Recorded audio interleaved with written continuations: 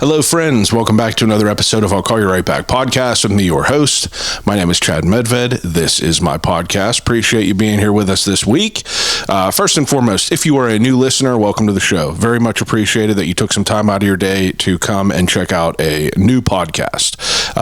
If you like this episode that you're listening to, I highly suggest you go back into the phone book of different names of the past guests that I've had and find an episode, people I'm sure that you recognize, and hit play on one of them. I've been doing this for 8 years. I interview interesting people about what they do and how they got to that point in their lives, and I have sat down with a lot of great people in the city of Pittsburgh.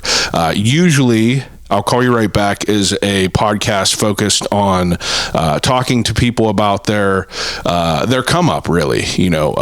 People that own restaurants, people that own, bars and, different retail locations and everything like that. I bring these people in every week and I talk to them about their trials and tribulations to get to where they are today. And over the last 8 years, I've had, countless amazing opportunities to talk to a lot of the people that make Pittsburgh the city that we all love. And during October, I try to shift the focus not only to Pittsburgh people, but Pittsburgh people that kind of bring a spooky vibe with them. October's, arguably my favorite time of the year, and we are in the thick of it. Last episode that I did was with a man named Colt Winter Lepley, who is a traveling musician full-time. He is a folk musician, but he is also a Appalachia horror enthusiast. So, last week to kick off our Halloween episodes, me and Colt sat down for a long episode about some Appalachia horror stories that he holds pretty close to his heart. And I always put some feelers out there on some potential Halloween-centered guests. And years ago, a couple years now, I sat down with a man named John Shalkowski, who goes by the moniker Odd Pittsburgh. And me and him have done numerous Halloween episodes. We've done Christmas episodes. We've done all sorts of different episodes about history and about Pittsburgh. And upon one of our first episodes that we did, John brought up a guy's name by the name of Thomas White. And Thomas White is a author who is based here in Pittsburgh, grew up in the North Hills, and he is an author of, it's hard to describe these like little educational books that you see. At one point, they were under the Arcadia publishing label, and now I believe that they are under the History Press. And that could be wrong, but, there's a lot of them. But you often find these books, they got them all in your local bookstores. They got them in Barnes & Noble. You could find them in Giant Eagle even. But some of these, Forgotten Tales of Pittsburgh by Thomas White, The Ghosts of Southwestern Pennsylvania by Thomas White, Legends and Lore of Western Pennsylvania, The Witch of the Monongahela, Folk Magic in Early Western Pennsylvania, Haunted Roads of Western Pennsylvania, Witches of Pennsylvania, Occult History and Lore.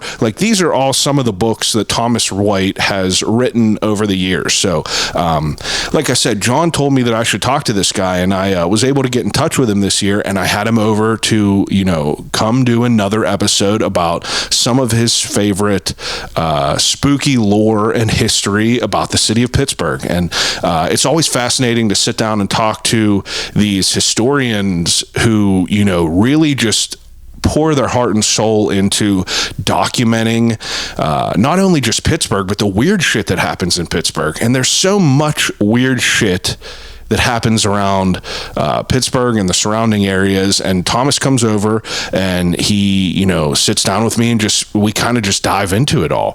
Everything from his thoughts on Bigfoot to the haunted people, or to the haunted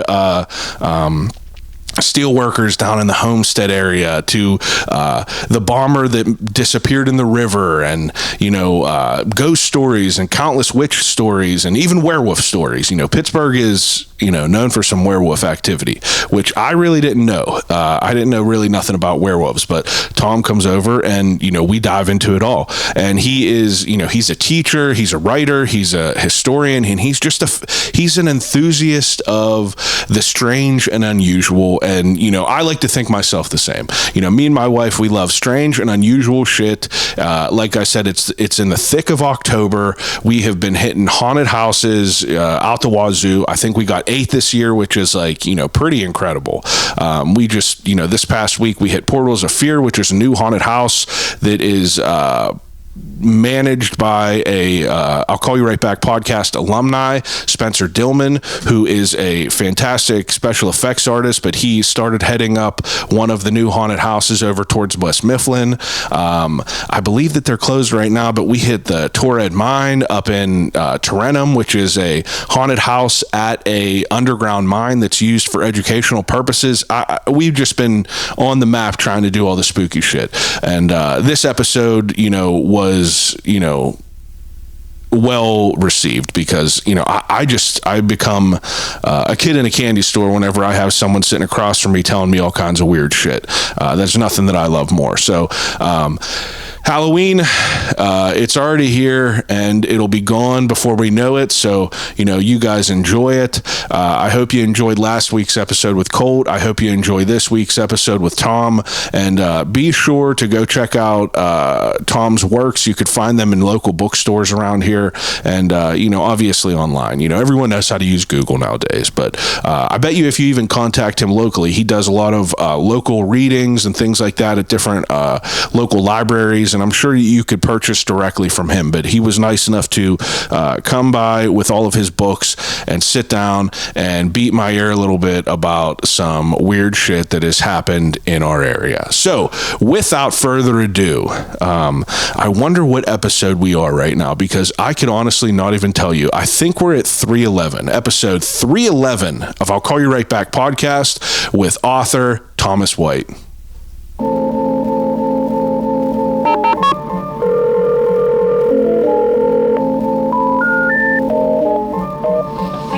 Telephone. Hello?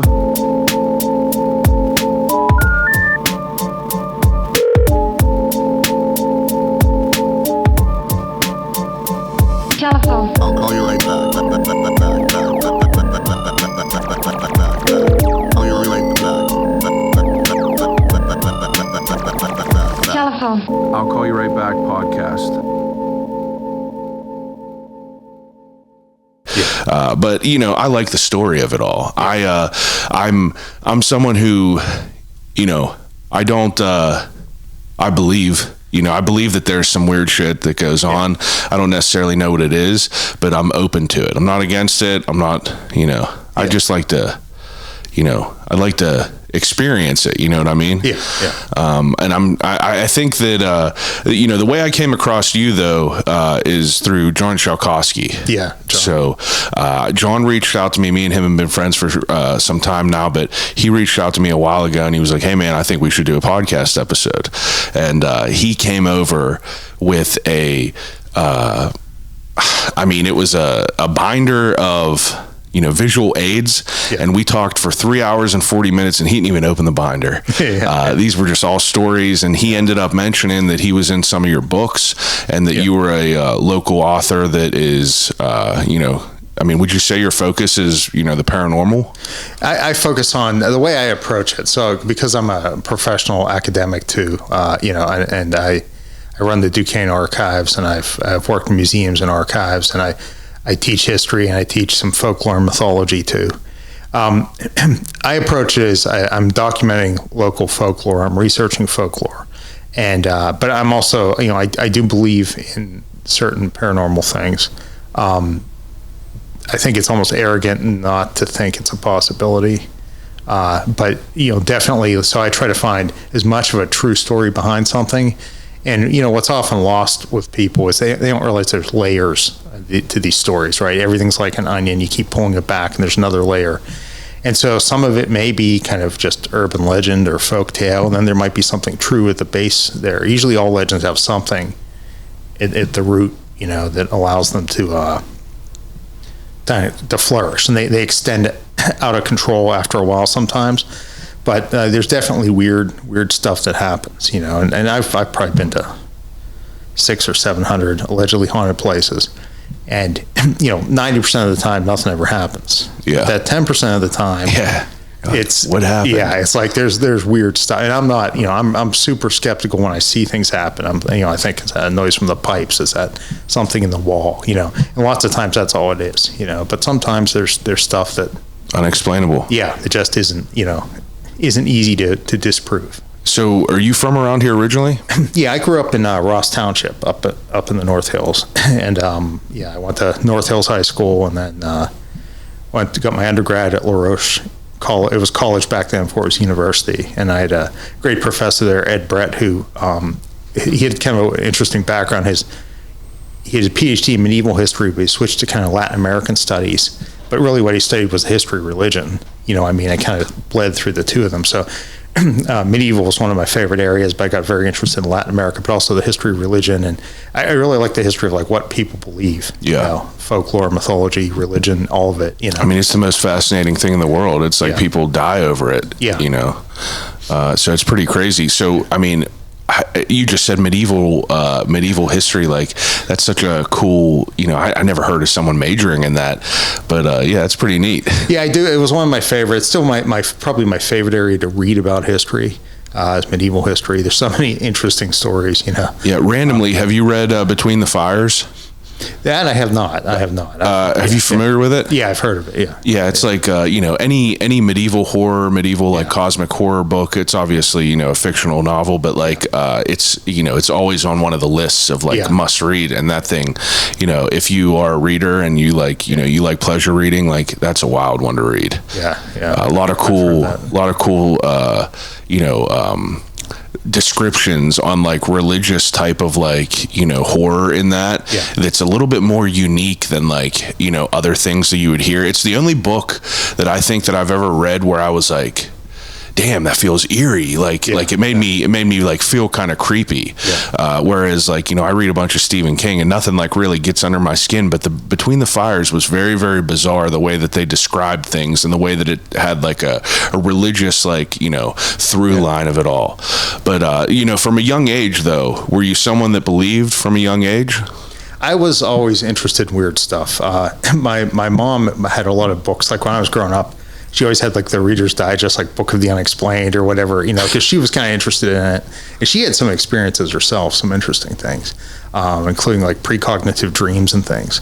But then like when I was like, I don't know how old I was when Raiders of the Lost Ark came out, 5 or 6. And that was in like my favorite movie from there on out. And I'm like, you can combine, in my mind, I'm thinking like, that's what I want to do. Like you can do history and supernatural, when you're like a little kid, it all makes sense, Yeah. But luckily I didn't have to do the fighting the Nazis part,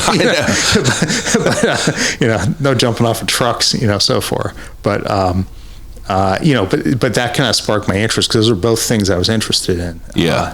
And then I just always was kind of drawn to that kind of stuff.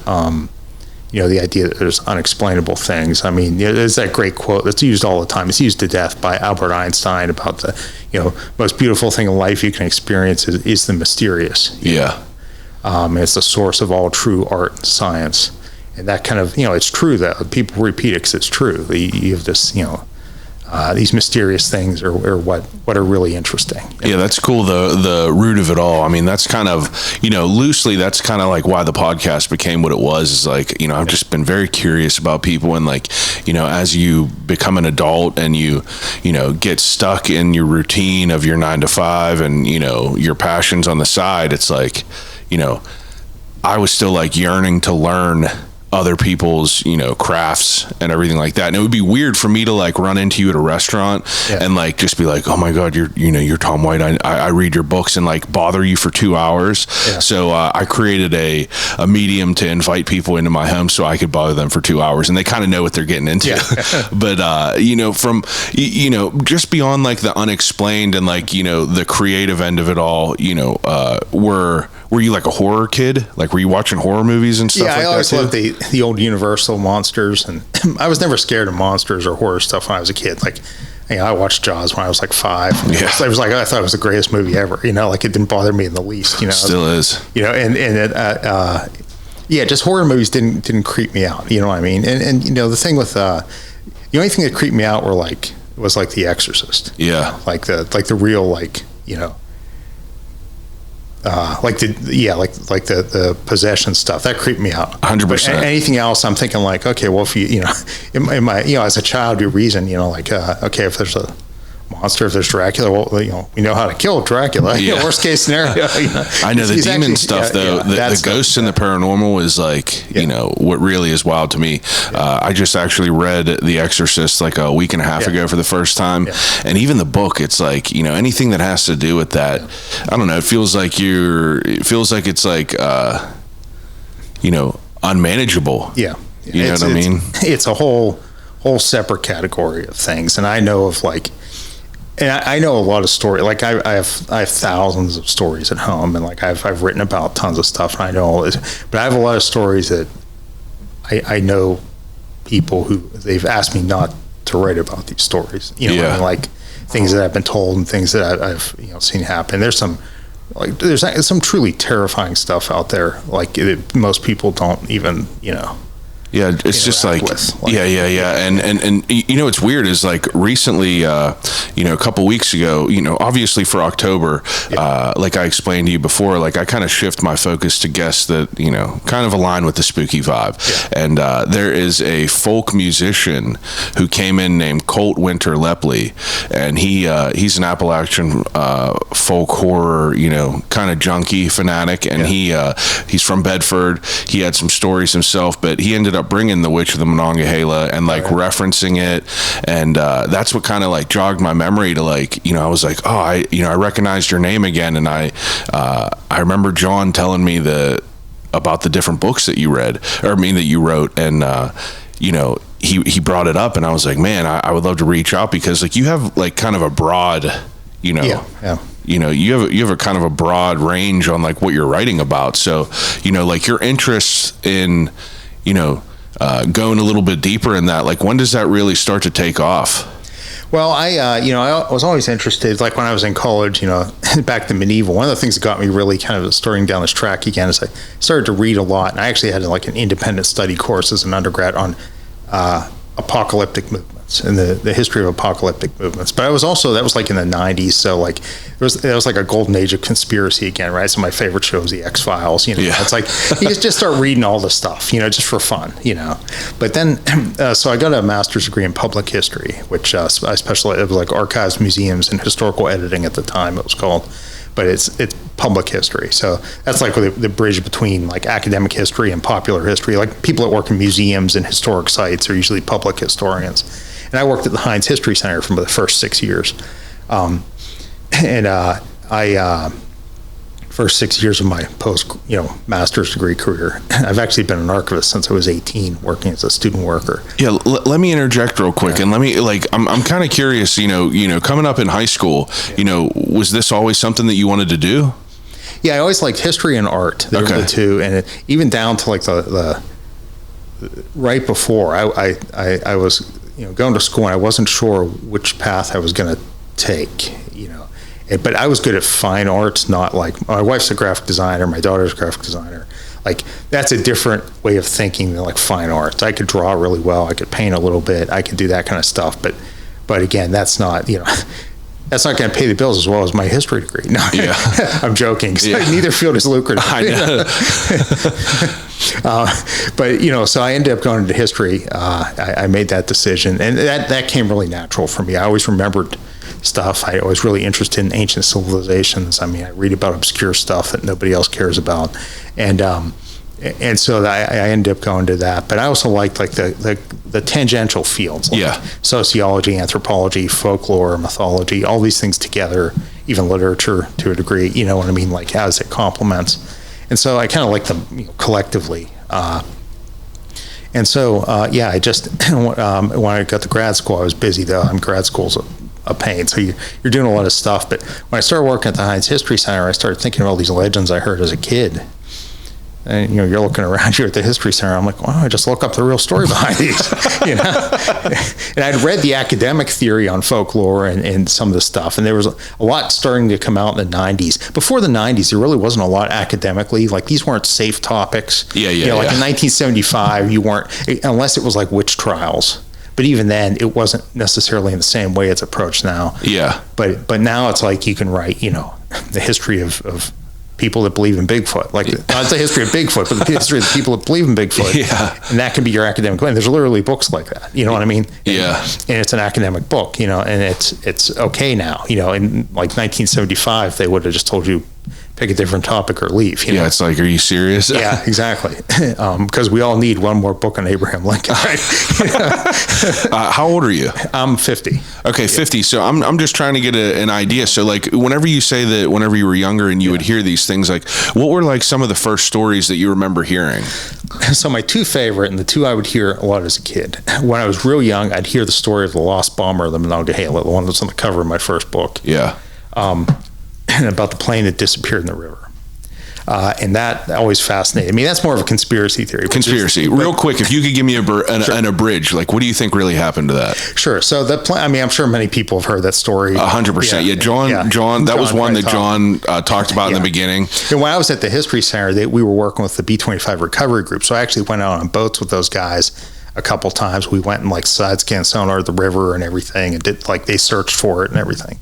And I've been researching that one for years. A lot of people don't necessarily agree with me, but in the academic community, but I think they took it out. I think they removed it. Maybe not that night, but there was a couple nights later where they canceled the search because of fog, and I can't prove that there was any fog that night. Yeah. And canceling the search meant that civilian volunteers got sent home. Yeah, I believe John said that there was also like a registered sighting of like some sort of like, you know, car or something in the area or truck. There was, in fact, there was a guy that called the Perry Marshall Show in the 1970s that said he was one of the two drivers that basically the story is they pulled it out at the J&L dock because, you know, an aluminum plane, people think planes are heavy, but for the stuff they lifted on those docks, it was light.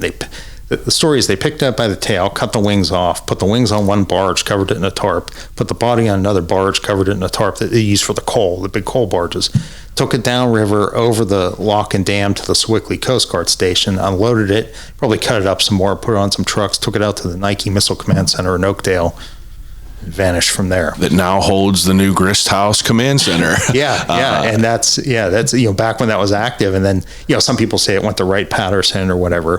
What do you think was on the plane that was like, you know, so secretive? Because I know that there was talks about being like, you know, it could have been an extraterrestrial, it could have been, you know, Secret Service type top secret things. There's all kinds of crazy theories. I think what it actually is we actually had I don't think it's anything super shocking.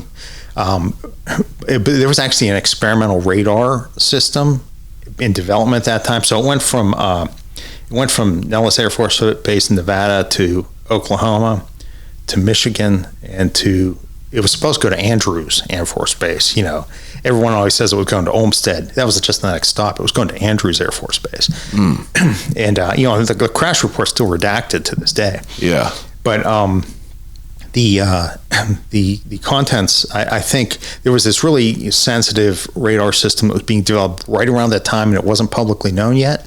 It's possible that was on board. And the thing is, like, there were a lot of high-ranking guys on that board and people with high security clearance for their official mission was transporting airplane parts in an old B-25. It didn't make much sense. But the other thing that people forget is the government used to cover up stuff all the time as standard practice in the 50s and 60s.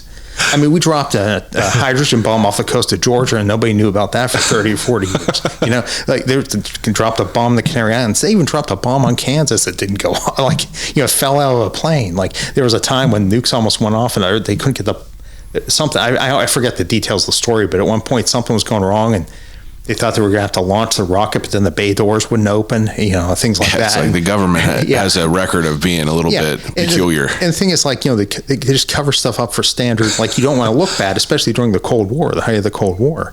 And, you know, and it may not be. My guess is if we knew what it was today, nobody would be shocked. Yeah. Yeah, it's probably nothing crazy now, but back then it's like a unique situation that people were like, "Oh shit, you know, there was an alien on there." Yeah, the one thing that I think is maybe if it's something beyond that, you know, the plane stopped at the base in Oklahoma, and it went into the hangar overnight to get repairs on its brakes, but the repair log records no repairs on the brakes. And a lot of people don't realize this, and there's not that much information on this now, but it was happening at the time. The government was continuing to experiment. We were experimenting with chemical and biological weapons, you know, even though we signed a treaty. And the place they were doing that was Oklahoma. And, you know, one speculation is that they had something on board, like a sample or something. Okay. And that's why they had to get it out of the river. Oh, shit. Because they found the bodies that not everybody got off the plane. There were 2 guys that didn't get off the plane. And they found their bodies later that spring down near Wood Street. They washed up together on the bank of the river, which is weird. Two bodies showing up together, you know. Weird. Yeah. But the plane, you know, went in the water fully intact. You know, it's never been found. The Mon's not that deep. People don't realize. I know, that's what... it's 18 feet. Yeah. Floods at 18 feet, actually. Yeah, so it's like, you know, especially by now with like the technology, even in like the fish finders and stuff like that, it's like you could literally see the fish that are swimming under you. You know, if it was down there, you know, people would have seen that. And a lot of people thought it went to this one gravel pit. It turns out it wasn't in there. And then, you know, then people say, well, the water was so bad that an acidic it dissolved the plane. No, it didn't. No. There's cars in there from like, you know, back in forever. Oh, yeah. I found aluminum like things. People were drinking that water. It can't be that acidic, you know, like, you know, it's being filtered, but still it's like, you know, it wasn't like bubbling vats of acid like a bad horror movie, you know, like. So that was one of the stories that you remember back then. And what are the other one you mentioned? The other one I grew up hearing when I was in high school is that of Blue Mist Road. Oh yeah. Out in North Park. And that I hit that story. We started hearing that, me and my friends, right around the peak of the Satanic Panic in the 1980s. And we heard that not only was the road haunted, and like there was a car accident, that the family was killed, and then your car would be pushed uphill away from the accident, but there was also like the Ku Klux Klan and a satanic cult out there, and the cult was sacrificing people, always from another school district, of course. But you know, so it was kind of like an evil timeshare. But the idea that there's you know, that there was this cult out there sacrificing people and things. There's a whole bunch of urban legends have stacked on that road. I literally could talk for 2 hours just on that road. Yeah. I've probably interviewed 300 or 400 people over my lifetime. And the thing with that road is there's a good portion of the stories are urban legends, but there's a small piece that is not. And there's weird stuff always happens there. Have you heard of other states that have a Blue Mist Road? Because I know that there's like, you know, there's a bunch of 13 bends. There's a bunch of like, you know, I know that there's multiple like Green Man Tunnel. You know, so Blue Mist Road, I feel like is another one of those like, you know, just interchangeable pieces. I've never seen another Blue Mist Road. That's interesting. That's the only one. And it really is like the mist does look blue when it comes up when you get fog, when you shine your flashlight through. Especially now that they have LED lights, it looks even bluer, you know. but it you know, it did kind of look blue. I mean, that's not, you know, that's. So were you like part of like, were you and your friends like the people that would go there in high school and stuff like that? Yeah, I went there once or twice, but then it was like we were genuinely creeped out a little bit too, because it was like, you know, there were teachers that would tell you don't go out there, like they hear you talking about it, and they'd be like, don't go out there, you know, like. Legitimately there's bad people out there and something bad will happen to you. You know? And so you kind of take them seriously, so you kind of drive down the road a little bit, but then you don't want to go too far. And then you'd hear these stories of people that would go down there and they'd run into people in robes and all this other stuff. Yeah, that's crazy. And you know, some of that was fake, but what happened is you know, the stories would circulate about the satanic cult, which wasn't really there, but then you had a bunch of wannabe Satanists showing up trying to join with the cult. So you'd have like cops finding people sacrificing chickens and stuff up there, you know. And so there was like, you know, the legend, you know, art. The legend was like drawing the people in. Yeah. Oh, that's crazy. Yeah. And so, you know, you would have weird stuff. And I myself one time walked down that road and found a animal just ripped apart, a deer ripped apart, blood everywhere, all over the road, both sides, just thing ripped to pieces. Years later, I found out there was a guy that lived fairly close by, who's I think is deceased now. But anyway, he was a hunter, and he would go down and poach animals. And they'd just like take a cooler with them and just cut the meat off, throw it in a cooler. Yeah, whatever he wanted, leave the rest of it there. Just leave the rest, yeah. But you can imagine like a 15-year-old, 16-year-old finding a deer ripped apart and blood everywhere. What's going on here? And it's clearly cut apart. You know, and after you hear about all this weird stuff that's happening there. Yeah, so it all feeds into it. Yeah. Very interesting. Yeah, but that story, you know, and that's one of those stories that changed with each decade. When you look at it, like, you know, the beginning stories weren't that creepy, like the family killed in the car accident. And there is a Gravity Hill in North Park at Coomer and McKinney Roads, but that's not spooky at all. But Blue Mist Road, real name Irwin Road, looks spookier. So people and there was an accident at Irwin Road. In fact, John found it finally after years. We were trying to find out if there was actually an accident there. And John found a newspaper article in 1973 where a woman and her kids were in the car, and she was killed. The kids survived. But so there was actually an accident there that inspired the crash story. But and then there was a story of the two tombstones at the far end of the road. There's Crossroads Cemetery, which has tombstones that lean toward each other, and the legend always was under a full moon they'll touch at midnight. Huh. But then in the 90s, the legend changed to they're inching closer and closer together when they finally touch the whirlwind. As it approached the year 2000, then it reverted back after. Have you been out there? Oh yeah, I've been there like 100 times. Is that are those tilted tombstones? Is that eerie?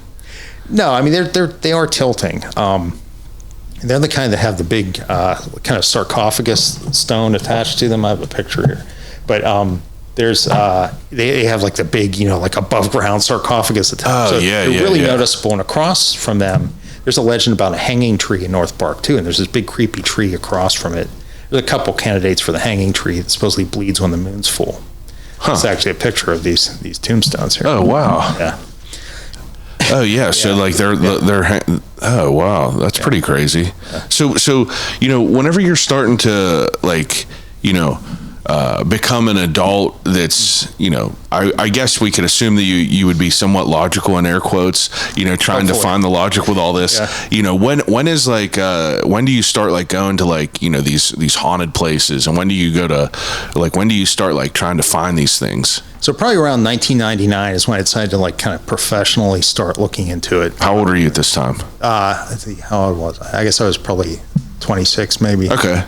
Or no, maybe 25, I guess. Yeah, around there. Yeah, 25, 20, maybe 24. I don't know. It was after grad school, and I thought, it'd be cool even if it's just for my own personal knowledge. I wrote some articles in the early 2000s. My first book came out in 2009, but back then it was so much harder to research this stuff. Now the internet, just the past 10 years on the internet, so many newspapers and sources and stuff have been put up there. When I was doing this in the early years, you're interviewing people, or you're trying to find manual documents, and you're pulling microfilm up at a library trying to find out who has these obscure newspapers. Yeah. You're going through land records and deeds, and and there's it took way longer to do the earlier books than the later ones. Now it's so much easier to find that stuff or find out where it is. Half the battle sometimes just figuring out who has it. Yeah. But yeah, so I started doing that stuff then and researching, since I was at the History Center, I was working on the B-25 project. And Blue Mist Road, I just kind of started doing on my own, plus some of these other ones like the Green Man. And there was a couple reporters in Beaver over the years. They've really dug into the Green Man story, so I didn't have to do much there. You know what I mean? They figured that story out. 13 Benz Road was one I was really interested in. Where's your 13 Benz Road? Well, there's 4 of them in Allegheny County, at least. I think the original is Coulterville Road. Yeah, Coulterville. Yeah, that's the one that I'm familiar with. That's the original. That's the one of the things that when the internet came out and really became useful and people were talking to each other, a lot of folklorists were really leery about that because they thought it was going to permanently change folklore because it had really been oral tradition before that. But it's actually made it easier to track these legends. Like say you put does anybody remember the stories about Blue Mist Road, in like a, initially a chat room or on Facebook or whatever, and people start chiming in. They're like, well, when I was in high school in 1979, we heard this, when I was there in 1987, this is what happened, and you start to really create a timeline. It's not perfect, but you get a sense okay, well, the legend was a little different this year. And then in the 80s, the Satanic Panic's the easiest example, how culture influences the road. Because a lot of the legends got the Satanists in the 80s, attached to them. But that's part of a larger cultural trend. So there's some of these things. But even in the late 70s, a lot of roads got Ku Klux Klan legends associated with them in these outer suburbs, or what folklorists will call liminal spaces of transition, on the edge of the suburbs before you get into the rural areas. And legends always thrive in liminal spaces because they're like a ill-defined place. But like the clan legend, it's very hard to pin down. Like the Blue Mist Road supposedly had them. There's a whole bunch of sites, like 18 or 19 sites around Western PA that supposedly had the clan. And from what I can tell, talking to people and seeing when the first accounts of that comes up, most of them start in the mid to late 70s. And it seems that, and I'm not talking about real clan, I'm talking about these legends of the clan. Yeah, that involve it. Yeah, and it seems to be that, around the time that like you think like as legends, those would react like during the civil rights movement in the 60s, 50s and 60s. But what happens is a lot of the stuff from the civil rights movement doesn't actually roll out to the outer suburbs until like the 70s. The impact of it. They're not feeling a direct. And that's one of the hardest things to do is like, first of all, you got to get people to admit they were a little racist in the 70s. You know what I mean? When they're telling a story or something, and then you have to, it's weird though. Like this ring of Ku Klux Klan legends pops up at that time, all around like the outer suburbs. That's interesting. Yeah, and it's like you can almost see it like it expanded and it hit like the fallout from that hit these outer areas. For a variety of reasons, which again would probably take me 45 minutes to explain. Like sociologically and stuff. That's interesting though. That's like something that's like visually notable. Yeah, relatively at the same time. And that's the thing. If you study a lot of these legends, you see these patterns, right? You see these things develop, and even ghost stories in general. I always tell people that ghost stories, like it might be a real haunting. That doesn't mean it's also not a cultural memory. It's not a form of history. It's not a warning of some sort, and it can be all three things at the same time, or it can just be one of them. One thing I noticed, like for example, like ghost stories in the 1800s, a lot of them don't survive, or you just get these little snippets, like a paragraph or two. But like 60 to 70% of the ghosts in Pennsylvania in the 1800s are women. Then the other like 30 or 40% are usually like immigrants, African Americans, Native Americans. You almost never see like dead white Protestant lawyer ghost. That's a good point. And it's maybe there was a ghost story about them at the time, but it didn't survive because there's other history of those people. But who wasn't in history books in the 1800s? You didn't have, a lot of women weren't recorded. They'd be like Mrs. John Smith. You don't even get their first name, especially in local histories. Or like, Native Americans, immigrants don't really, they're kind of either they're mentioned briefly, like Italian immigrants or Eastern European immigrants or things. And Native Americans, of course, their whole culture was kind of not that, and this is, I don't want to offend anyone, it's not meant this way, but their whole culture was kind of turned into almost like a ghost of itself, right? Because they were pushed to the fringe and driven out. And so it was like this remnant. And there's a whole bunch of like good studies of how, like the Europeans dealt with Native American, how they perceived Native American ghosts and the supernatural, and not how the Native Americans perceived it, but how they perceive, and so there's all these like cultural impacts that can be going on, and the place could be haunted too, but when you tell a ghost story, you're telling a form of history, right? You're remembering something that happened. It might not be that important to everyone else, but maybe in that little community it's important, and the story records it, even if it's not completely accurate. Enough of it's there that it keeps the memory alive. That Colt, who was just in, like I said, he's from Bedford, and I knew of this story, the missing children of the Alleghenies, but he is from Bedford, and he came down, and John told me version A, which is the loose version of the kids go missing, they get found, there was a weird premonition, and like that's eerie in itself. But whenever Colt came in, he explained like, the political end of it all, and, just like a different view that I didn't really, hear before. And him being from Bedford, it's like not too many people have ever heard of the missing children of the Alleghenies, and whenever me and John did our episode, like people were messaging me like, holy shit, like this is insane, never heard of this. But in Bedford, like you said, it's like everyone knows about it up there because it's like it happened right there.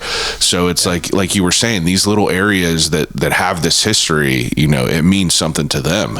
And it remembers those people, it records their history, and it's even people that don't like history, they usually like a good ghost story, right? Yeah. And that's a way we can trick people into learning history too. I always tell people, and for a long time, like historic sites resisted having like ghost tours and stuff. And now a lot of them have embraced it.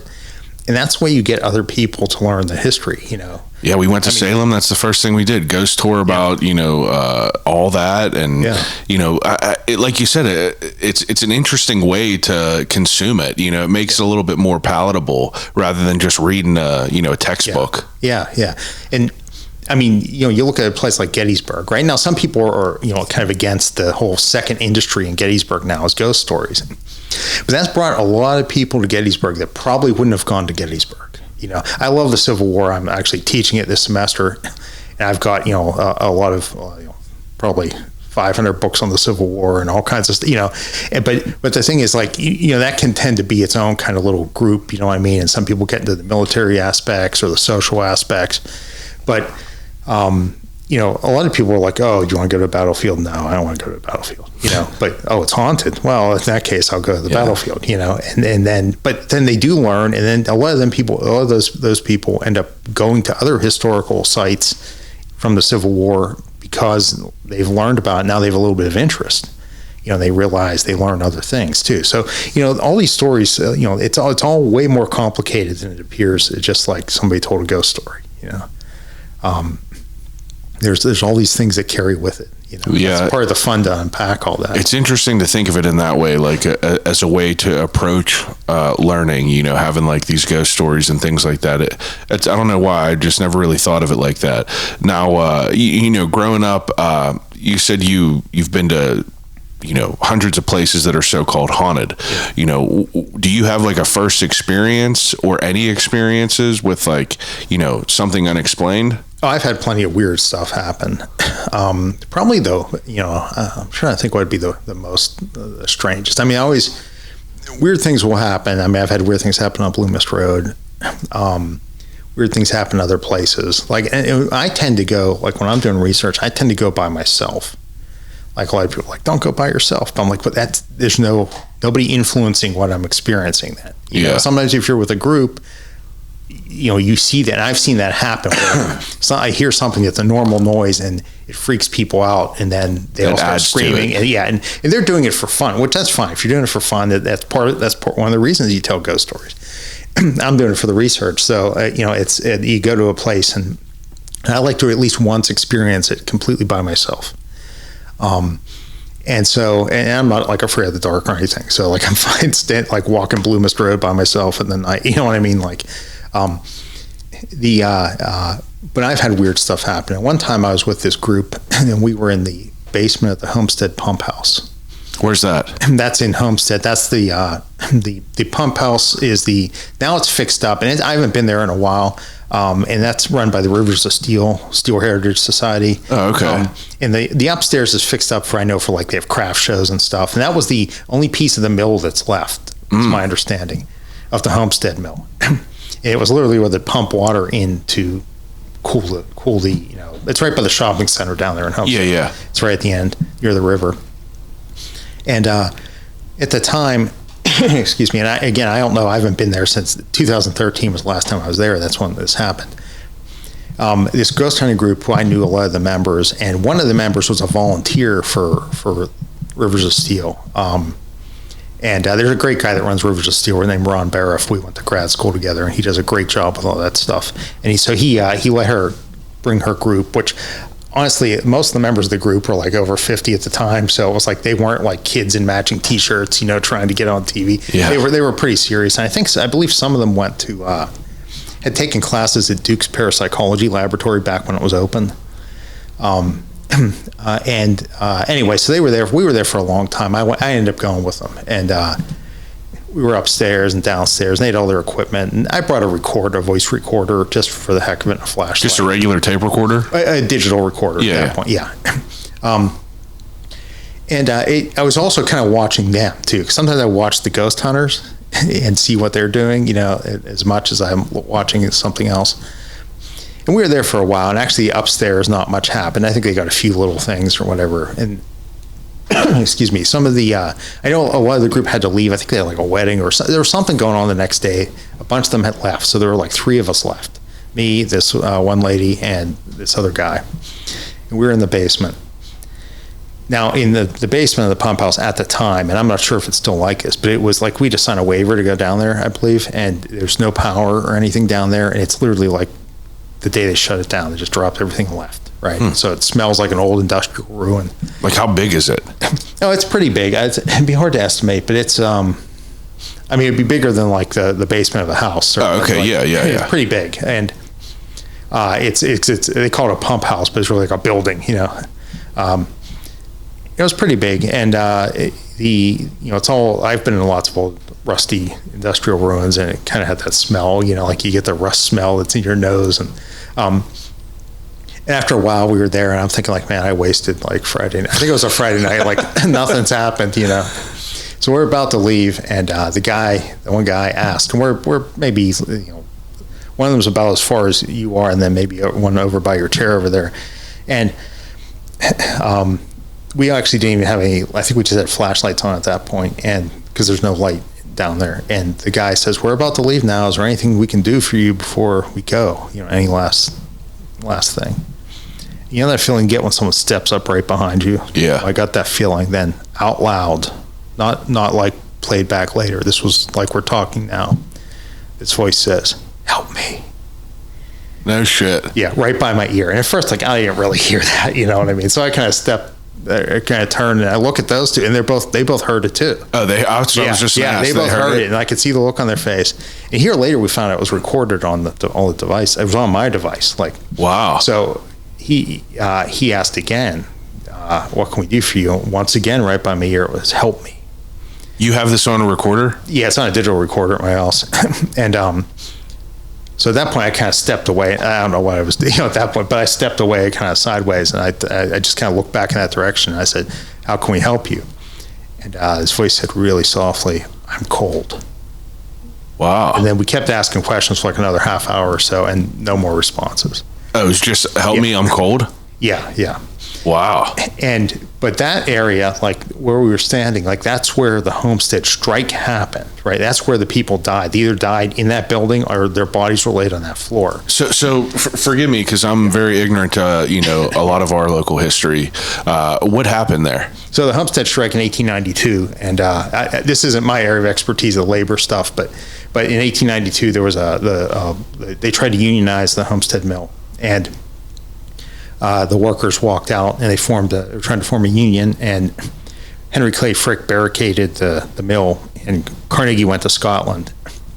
Carnegie usually ran away and had Frick do his dirty work, but Frick barricaded the mill and said, "Don't let the strikers back in. We'll just shut the mill down for a month. They'll all run out of money." And is this a situation where he sent in people to beat them? And he sent for the Pinkertons. Okay, yeah. And they were coming down the river on a barge, and but the people in the community had spies down the river, so somebody rode up on horseback, told them the Pinkertons are coming, and they went down to the mill, ripped the fence apart, went onto the mill site right at the pump house essentially, and were waiting to ambush. Then there was like a battle there, and at one point I think somebody threw dynamite at the one barge. Jeez. Eventually they surrendered, but they had shot several people, including the Pinkertons surrendered. Yeah, the Pinkertons surrendered, but people were injured or killed on both sides. But some of the strikers were injured, and actually, where we heard that was like right underneath where the first guy got shot in the window. Wow. And now I don't know if that's connected. Yeah, but still, like all the bodies basically I forget how many were killed. Somewhere between like 16 and 19, I think. Most of those bodies were laid out in that basement or up against the walls of that building on the outside. Wow. And then eventually they kind of beat the Pinkertons, forced them up into jail, but then the whole thing was, dismissed, and it's complicated, but basically the strikers lost. And long story short. Yeah, but actually, a side story from that, what a lot of people don't know is Henry Clay Frick saw a ghost as a result of this, and it was when Alexander Berkman tried to assassinate him after hearing about the strike. And it only came out later, and I believe it was in one of the books written by the Frick family. Was it Martha Sanger's book, Henry Clay Frick, An Intimate Portrait, I believe. It's the first time it was in print. But basically, what happened is when that went down, Frick was sitting at his desk, and working on a loan thing with some guy, and Berkman, who had come just to kill him, had like a wood file. And they actually had the wood file he filed into a knife at the Heinz History Center. And then he had a revolver, and he broke into the, he was waiting all day to try to pop in there and kill Frick. And I don't know why he was waiting, but he was waiting to take his turn for assassination. And he eventually he got tired, and he burst in the room and with the gun and everything, and he fired a shot at Frick. But right when he fired the shot, he'd always say he saw like a flash of light, or there was a glare of light. And Frick also kind of turned his head, so the bullet didn't hit his arteries. It went through his neck, but didn't kill him.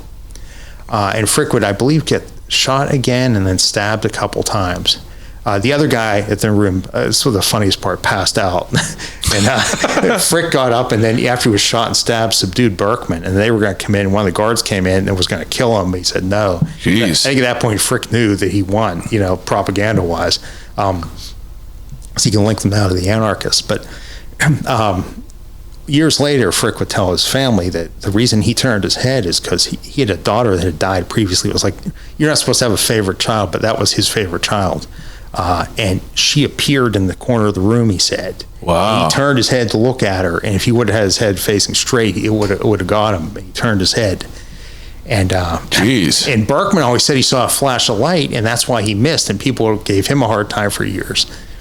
Berkman was probably an atheist, so I doubt he would believe. But he claimed there was some kind of light that distracted, because he was like 5 feet away from him. That's pretty interesting. But that story was like kind of a side note from the.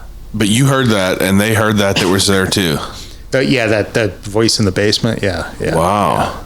That's pretty interesting. Yeah. No, you'll hear weird things. Again, you can't prove it wasn't hoaxed. You know what I mean? Like, it's really hard to. And I'm pretty good at catching the hoax, but I shouldn't say that because then people will try it. But yeah. But I've had people try it before, and they don't. Yeah, I for years, and I've talked about it on here before. I mean, years of being a person interested in this type of stuff. I've had 2 experiences, and then a couple weeks ago I had another experience with my wife. First experience was some sort of identifying flying object. Short version of it all, I was up at my cousin's house up in Acme, PA, right next to Seven Springs, kind of. They lived in a farmhouse. They had a big driveway. We were just shooting hockey, saw a red light that we didn't know, and it was just in the same spot for half hour, and we were like, what is that light? We thought it was like a cell phone tower, but we never noticed it there. I was like, go get your telescope. As soon as he got the telescope, and we started like fixing it to the point, it just shot directly straight up in the air. Only me and my cousin were out there, and like we both can't really explain it. Second one was at the Moundsville Penitentiary, and like you said, like I've been to a bunch of different places that are supposedly haunted. Never really experienced anything, but at the Moundsville Penitentiary, have you been there? I actually haven't been to Moundsville. That's one of the ones I have. I've been mainly focusing on PA. Yeah, I know where it is, across from the Grave Creek Mound and everything. But it's really worth seeing, just simply for the actual building. Like they have like a birdcage door that's like one of the only ones in the world. That's how you get into the jail. But anyway, we're going through this tour, and we went down there to experience the haunted house that they run in like the other part of the prison. But you can go and take a night tour. So me and my wife go in there. We take this short tour. Go through the basement where the holding cells were for all the extra bad people and everything. And when we went under the basement, it almost felt like a dungeon, and my hands caught a little prickle there, but it could have been like the pressure. Immediately I'm like, it doesn't really scare me that much. We're underground, whatever. Go through all the cells. This is where the notorious murderer was. Nothing there. I took a bunch of pictures, couldn't see anything. And then you go up to the top floor, which was where the infirmary was. And there is, if it's a rectangle, if it's a rectangle, you go up one end, and then the infirmary is this whole floor. And at the end there's a hallway, then there's your door to go down. Okay. So there's a light on at this end, and there's a light on here, and then the rest of the floor is dark. So it's me and like my wife and like a group of 5 other people, and then the tour guide. And I don't really feel anything, and we go up there, and I'm starting to walk, and I go to cross this room, and I see a shadow walk across this hallway, and it was so real that I was not scared. I was like, oh shit, like. And she was like, oh, what happened? I was like, that other tour that scared the shit out of me, because like it just looked that much of a person. And she was like, there's no one else in here. So immediately I was like, that's pretty wild. Yeah. So and I'm usually like a pretty big Freddy cat, if you will. I don't really like the dark that much, but it was so vivid and real that I was not scared, because like it was so, I just knew it was there. So I walked into the room where I saw it walk into. There's no doors out of there or anything like that. It just wasn't there. And to this day, I still can't really explain to what that was, but that was the closest I've ever felt anything where I was like, there, that 1,000,000% happened. 1,000,000% have no idea how it happened or what it was. And then a couple weeks ago, we were at the Mattress Factory for an event. Our friend's 40th birthday party was there, so she had like a private party. You can go walk through the exhibits, and on the second floor there's a dark exhibit. I'm not sure if you're familiar. It's like you walk in, there's a dark room, and at the end of the dark room there's like a lighted square that just, I don't know, it messes with your eyes. But we're walking out, and my wife, just to be an asshole, like, jumped at me and scared me, and it like really freaked me out, because it was an eerie room, and we're both waiting at the elevator, and we pressed this button, and I swear to God, we both heard like footsteps like walking quickly right at us, and we both like looked at each other and like, got in the elevator as soon as we heard these steps like right near us, and we the elevator closed, and we're both quiet, and we both look at each other, and we're like, you heard that, right? And she was like, absolutely, I heard that. And it was such like a, I don't know how to explain it. It just sounded so real, and it sounded so close and just right there. But other than that, out of all these places that I've been, all these haunted places, I've never really had any other experiences. But, I've definitely had, like you said, unexplainable things. Yeah. Like, that's really what it was. There's a lot of, most people I talk to, even people that pretend to be super skeptical, when you start talking to them, they'll find that one time where they're, where something happened. Actually, something you said, maybe I want to ask you a question. That red UFO thing you saw, what year was that? This was before there was drones. I was probably 12, and I'm 35 now, so that was like 23 years ago. So, okay. So probably around there, 23 years ago. But it was just like a red light, looked like a cell phone tower. And I'm not sure if you're familiar with Lou Ickes from Brillo Box. Brillo Box is a bar over in the Bloomfield area, but he is he's a paranormal enthusiast, specifically Bigfoot. But we were talking about this stuff whenever I interviewed him about the bar, and I knew that he was like an enthusiast, and I told him this story, and he was like, I have pretty much the same story. And you often hear a lot of people that have a similar story. Oh, I was going to say, in 1999, I saw something very similar, red light, same thing, and I off my parents' front porch, and I was looking out over I could see it maybe in the horizon, like a 45-degree angle.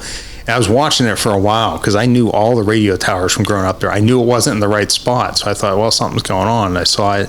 In mine, the red dot, I saw it drop for a little bit real fast. It just stayed there for a while, and then slowly came up. Now mine was, and all of a sudden it took off real fast. Yeah, and was gone. It was like I don't know. To say it was observing us would be like a stretch, obviously. But I swear to God, as soon as we put the telescope up and we like tried to like focus in on it, and now that I think about it, it's like we're 12 years old. We would have never been able to see anything. It's dark out, but it shot just straight up in the air, and me and my cousin look at each other, and we were both like terrified, just ran in the house. And other than that though, I mean, like, you hear a lot of the same like familiar type of stories that like like we were saying, through history they change very, very like very, very little. But I years before this, I reached out to do another episode of and I put on Facebook, is anyone had any sort of experiences with like UFOs or aliens or anything like that? And I had some people reach out, and there is a woman in the city named Carrie Battle who plays in a band called Century 3, but someone reached out and was like, hey, this chick Carrie has like this insane abduction story where her and her friends were like camping in the woods, and like she, woke up in a tent and there was these crazy flashing lights, and like, it was such a wild story. And it's like, ultimately it's like, if you tell someone this story publicly, if anything, it's just going to make you sound like a jackass. So to do that and to bring these stories up and say that like, yeah, this is something I experienced, what benefit are you getting out of it, really? Yeah. Yeah, that's the problem. It's, people experience all kinds of things, but it's considered not, I know there's no scientific evidence. The problem with, and this isn't, let me precursor this by saying I'm not bashing science here, but as a historian, people often forget that most of the time through history, science has been wrong. And every generation of scientists thinks they have everything figured out and they're correct until the next one comes along, and then they have everything correct. And the next one comes along and they have everything correct. I'm not saying like, chemistry is chemistry, you know what I mean? But like, if 150 years ago, they thought a criminal by the shape of your head, would determine if you're a criminal, it's. I always tell people science is like a hammer. It's a tool, right? You can either use it to build something, or you can bash something over the head with it. You know what I mean? And either way, it's still there. It's neutral. But the thing is, people often there's like a movement. It's kind of called scientism, where like it's like the ultimate skeptics. I always joke that these are the people that don't believe they were born because they didn't see it, Yeah. But like sometimes their explanations are more ridiculous than if like a UFO landed. Like I've heard some ridiculous explanations for things. I'm like, that makes less sense than But almost this idea that scientism as almost like a fanatical religion. Like you'll see these people where they. Science has almost filled the role of religion for them, and they actually aren't scientific anymore because they're so focused on proving science right. Well, there's a lot of scientists that say all kinds of stuff like quantum physics, and I mean they found again I don't know the deal, but particles act different when you observe them. Certain particles, and then they act differently when you're not looking at them. Like how's the particle know you're looking at it? Yeah, it's bizarre. So there's always like there's always things that we don't understand, and we always think we know more than we do, and that's kind of the arrogance of mankind, I guess, where everyone always thinks they have everything figured out. Yeah. But then you get things like, I know a couple years ago they found this old Anglo-Saxon like herbal book, like of herbal cures, and it people didn't take it seriously for years. Then somebody started making the cures and found out most of them were working. Jeez. And here they were just making medicine a different way. You know? But they're so there's always these things. There's always more to these stories. I found over the years, peeling back through stories, there's always more layers to it, and there's this tendency to think people, I don't know, people in the past were somehow stupid or something. In many ways, they're smarter than us. I mean, how many of us could be thrust onto a frontier with an axe and what we could carry on our back and just build civilization from scratch, Yeah, it's wild to think about. I mean, people can't put air in their tires anymore, just like thinking about it. We went to this mine whenever we went to Colorado called the Argo mine. It's Argo gold mine, and we went and we did a tour, and they said back then, I believe it was like the 1910s, something like that. They said that back then they refined their refinery percentage for gold was like 97.2%, and it within the 100 years that we've progressed, they've only been able to get it to like 99%. So back then they were able to do it up to like 97% purity, and like only 2 more years we weren't able to do anything better than just like 1 more percent. And it's just like it was a small mine where it was just like a small team of people. Just to like think about how people figured shit out back then was insane. But now how many different books have you written? So I've written 11 books, and they all deal with different topics. So My first one was 2009, Legends, Lore, Western PA, which is a little bit of everything. But I've done 2 on witchcraft, Witches of Pennsylvania, Occult History and Lore, and my most recent, The Witch of the Monongahela, Folk Magic in Early Western PA. My Witches of Pennsylvania actually won a national award because it was one of the first books like that on witchcraft in Pennsylvania. I've also written, one of my favorites is Haunted Roads of Western PA. I did an edited volume, Supernatural Lore of PA. That actually is one of my favorite things I ever researched, Pennsylvania werewolf legends. Oh, wow. Authentic werewolf legend, not like, Never heard of them. Oh, yeah, Pennsylvania, it kind of goes hand in hand with like the folk magic and witchcraft legends. But Pennsylvania has a lot of like authentic, like European style werewolf lore, especially from the central part of the state that survived. But there's a lot, there's multiple accounts. I don't think I've ever heard anything about werewolves in PA. Like, so how do you like, hone in on where you want to like, concentrate your focus at? Obviously you did multiple books on witches. Yeah. Like where does your interest in that come from? That I kind of, when I started doing this research,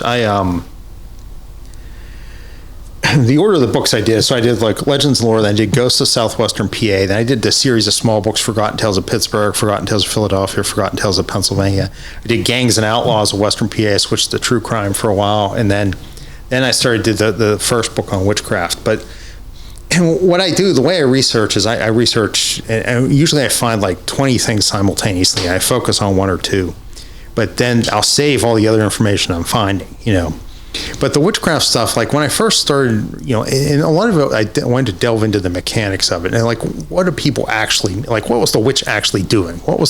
How did you actually protect the witch? Like, how did a farmer in Pennsylvania protect themselves from a witch? What did they actually do, And there's all these accounts and people believing in witches, right? And, people misunderstand, and I'm talking about, let me preface this by saying, because I don't want to offend people, I'm talking about historical witchcraft as it was believed by people in Pennsylvania in the 1700s, 1800s, and in the early 1900s, and a portion still to this day. I'm not talking about like modern Wicca or neo-pagan movements. That's something different. Yeah. But often, that's one thing people usually don't bother me, but I've been attacked for that, and they don't understand I'm talking about something different, right? Yeah. Because I'm not talking about the modern stuff. So, people often associate witchcraft with Salem, right? But Salem had witchcraft because people associate it with because they executed the witches, right? They hung them, they killed them, whatever. Pennsylvania never executed any. And William Penn had a witch trial 8 to 10 years, I guess 8 years before Salem, in 1684. Or was it 1680? I don't know, about a decade before Salem. And have you ever heard of this? I don't, I mean, maybe. There was this Swedish woman named Margaret Matson, because people forget the Swedes were in Pennsylvania first, and then England took over. But William Penn, didn't kick them out because he was a Quaker and he thought everybody could live peacefully. So you would think English people or Quakers would bring charges against Margaret Matson, but it wasn't. It was her own family that brought charges, and that she was a witch. And William Penn basically had a trial, and it was basically, I'll sum it up real quick. She wasn't a witch, but she sounds like she was maybe just like the bad neighbor, and people were tired of her, and they gave evidence that would be evidence for witchcraft at the time. But William Penn had the jury find her guilty of. He ordered the jury to find her guilty of being known as a witch, but not actually being a witch, which sounds weird to us. But basically, what it was is. She was acting like a witch, and she could be fined and punished. And so she was given a big fine and put under house arrest under her husband's care for 6 months.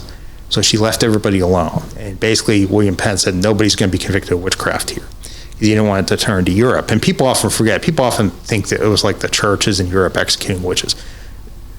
Churches, Catholic or Lutheran, had no authority to execute people. It was the governments that executed witches. That's why people turned to the government to execute the witches. Wow. That's why they turned to William Penn. I mean, people can make suggestions, but just like today, you can't just, only the government, the state has the authority to execute. Yeah, that's interesting. And so William Penn basically said no, but everybody still believed in witchcraft, right? So they then turned to other folk magic practitioners to protect themselves. And so there's like in Pennsylvania, like for example, among the Germans in Pennsylvania, you had what they call the Braukers, or the powwowers they were called. They were the folk healers. Then you had this kind of gray area in the middle where they kind of knew about the witchcraft, but still would probably help you. And they were called hex doctors. And then at the far end, you had the witch, who supposedly made a pact with the devil and, would cause supernatural harm to the community. And that's how I define like the historical witch. I use Alison Grimes' definition that, a witch basically uses folk magic to cause harm to the community. So the idea that this was going on in PA, and I found a bunch of accounts, and then when I was doing my research, I was like, you know what, I keep finding these and references. Like, I want to understand this. Like, how is this popping up everywhere? And then it was even deeper than I thought, right? All these people had like folk magic charms they would use to protect themselves. And you read about archaeological sites where they dig up a witch bottle, like in Tinicum Island out near Philadelphia. The witch bottle was like a bottle you'd use to protect yourself from say you were a witch and you hexed me. You'd make a witch bottle. Often people use their own urine as a liquid in it, but then they'd put like 7 pins in, like 4 facing down, 3 up, and maybe something else, and they'd cork it and seal it. And then that would reverse the spell on you, and then they'd often bury it and like keep sealing it and things. Oh, so interesting. I just read Grady Henkerson's witch book that just came out, and they talked about, that was part of it, burying a bottle like that. I didn't know that was like lore like that. Yeah, and that was to protect. Like basically, if you were the witch, you'd have to reveal yourself to me, otherwise you'd be in pain. And some people literally believe the witch couldn't urinate if you used urine until they, or other people just said the witch would be in pain until you uncorked the bottle. Wow. And then that would break their power over you. They couldn't bother you again. So that'd be a way, but they find witch bottles at archaeological sites. But there's all these little traces everywhere, even like the horseshoe over the door. Like that was meant to protect against evil and witchcraft. You look at old Pennsylvania Dutch barns, you'll see what looks like a pentagram, but it's called a hexafoo. That was meant to ward off witches, but usually inscribed on the inside above the door. So there's all these little things, these traces. In old family recipe books, you'll see charms that people think they look like some kind of weird recipe, but it's actually a charm, and there'll be like a prayer with it. And, a lot of it's like prayer-based, and you have these charms that you use to ward off witchcraft. And so it was very common, and most cultures had it. The Pennsylvania Dutch had the, like I said, the powwowers, the Braukers as the folk healers. The English had the cunning folk, they called them. African Americans had had hoodoo or conjure workers. Root doctors. Sometimes they'd be called depending on where you're at. And so these traditions all they form like a type of protection. In Appalachia they usually call it granny magic or something like that. And so it's used to protect against witches. But any of these practitioners could end up being labeled as a witch potentially. But it's one of those things where there's lots of hundreds of accounts in Pennsylvania. So throughout your research, like you come up with this comes across your research so much that it warranted you to do a deep dive and write these books. Yeah, I saw it so much that I wanted to understand it. And then you find specific people, like the Witch of the Monongahela is really about this woman named Mary Derry, who was supposedly like the most famous witch in Western Pennsylvania. And I kind of dive into her background and found her legend was actually the combination of 3 witches. And so there was this other witch named Muldell, and then another witch named Moll Wampler, who's the one that is allegedly consulted for the Alleghenies. Yeah. That's what brought up all this whenever, Colt came over and was telling me about it, which is, it's kind of wild how it all intertwined together. Yeah. And actually, I figured out even exactly how they all got conflated. It was another writer named George Swetnam in the mid-20th century read all these things. He was actually from Alabama originally, but came up here and he wrote a bunch of books, and he became a reporter for the Pittsburgh Press. He did actually the same kind of stuff I do, just back then with less resources and not fully understanding, And he thought, there's a witch, and it's Muldell and Moll Wampler. There can't be this many witches. They all must be basically the same person, right? With different names. And, he kind of combined the 3 stories into one, but in reality, it was 3 different people because they were pretty common. There were alleged witches or, folk magic practitioners in every county, even Allegheny, even, Butler, everywhere. They were all over the place. And so you had this pretty extensive, network, and this is true all over the country, all through Appalachia and Ohio and Maryland and Virginia, everywhere. I feel like whenever I did a couple of these episodes with John, and he ended up bringing up, just like the idea of witches around Pennsylvania, everyone, like you said, you think of Salem, you think of that's where all the witches are, but like, didn't PA have like more accounts, yes, of witches? Yeah, definitely. By far, way more accounts. It's like in my books, I just have a fraction of them. The reason I didn't put more in, I thought of like trying to document every account I could find, but the trouble was, after a while, they all start to sound the same because they're using a system that's familiar to all of them. So like when I did my Witches of PA, Occult History and Lore book, what I did is try to find examples of different things they would do. You know what I mean? Or like I tried to get examples from as many counties as possible, but also different types of things they would do, and just like cross-reference them and see what like kind of just to show people the extent of which, but also put in things like the witch hunters, right? They'd be witch hunters too, and people don't realize that like there were people legitimately were known for, if you thought you needed to get rid of a witch, if you didn't want to just ward the witch off, if you wanted to kill the witch, there were people you could consult. Where do you find this? Where are you finding this research at? Because back then, how are they documenting this to where you're reading about it? Well, a lot of it, luckily, Pennsylvania is lucky in the sense that very early on we had people dedicated to collecting folklore, starting with Henry Shoemaker. Now he had a tendency to exaggerate stuff, so you have to be very careful with his stuff. But there were other people that followed in his footsteps. And he did lots of interviews with people, and a lot of people, especially in like the rural areas. A lot of it was documented. The Pennsylvania Dutch kind of documented themselves in some ways. And there were a lot of folklorists and that worked with the Pennsylvania Dutch, so that got heavily documented.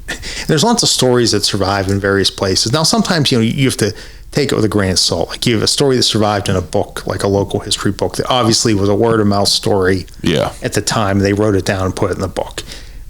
It's one of those things where some people say, oh, well, word of mouth, you can't trust it. As somebody that deals with documents all day, let me tell you, word of mouth is no less trustworthy than a piece of paper.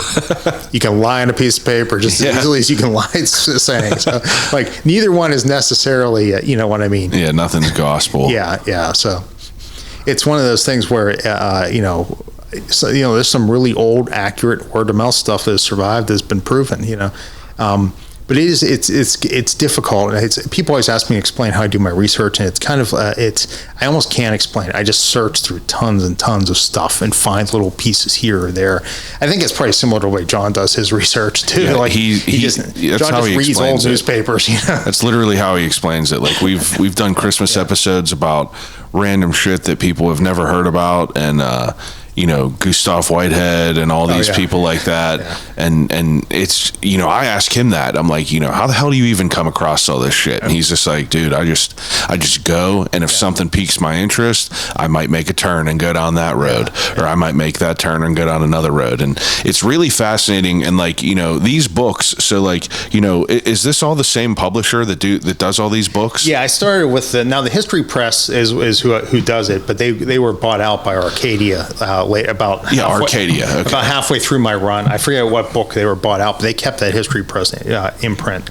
Now they had I had a really great editor early on. This woman named Hannah Castley, who I worked with in the beginning, was really fantastic, and and so what I always do is I do my own peer review before I send it off. So I always have my stuff. I send it to people I know that will tell me if something's bad. I know a couple people who are really brutal editors, and I'll let them read it, and I'll be like, hey, tell me if there's anything wrong with it. See if you see a problem with it. Then I'll check the subject matter people. I have them look at it, see if they see any problems, and then it goes through their editors, so. Yeah, that's it's an interesting process. So, like, whenever you decided to write this first book, your first book was the bomber one, right? Yeah, Legends and Lore. So, like, is that something that you just wanted to do, or was that something that you were approached to do? I had seen an advertisement for the History Press, and one of the keys with publishing too, I didn't have to publish through a university press the way my job is structured. So I didn't have to write for tenure. I'm technically an administrator first because I run the archives and I teach as an adjunct at Duquesne and La Roche. So I didn't need to write for tenure. So I figured if I'm going to write, I'm going to write for the biggest audience I can get for a local thing. So the history press really, there's not lots of local publishers, and big publishers don't publish this level of stuff unless it has a national connection. Yeah. So I saw an ad for them actually on the Society for American Folklore page. And so I sent them, and I had written about half this book in article format previously. Oh, okay. And so I sent them some samples, and they said, absolutely. They sent me the contract, we signed it, and then I wrote this in 3 months, the rest of it. And then I foolishly immediately signed another contract for Forgotten Tales of Pittsburgh, or Forgotten Tales of Pennsylvania, which was leftover odds and ends. My 3 Forgotten Tales books were kind of like news of the weird of the past, like things I just found like one little article about. Yeah, that's all I can find. I can't remember what John referenced in this, but he brought this book over, and I think it was something to do with like, I can't even make an assumption on what it was, but I remember him bringing this. So this is the first one I seen from you, and he was like, this is the book you need to get. It's pretty. There's a lot of weird shit in here that's just like, that kind of fell through the cracks. Yeah, it's just like weird stuff I'd find, that didn't warrant like a whole write-up, but it was just something odd that happened. And I did one generally for Pennsylvania, and one with my brother who lives in Philadelphia. We did one for Philadelphia too. But yeah, so after that, then I wrote my Ghosts of Southwestern PA, and then. And how did you approach that one? Because the first one with the bomber, legends and lore, like would you say that's more of like spooky content in the inside of that?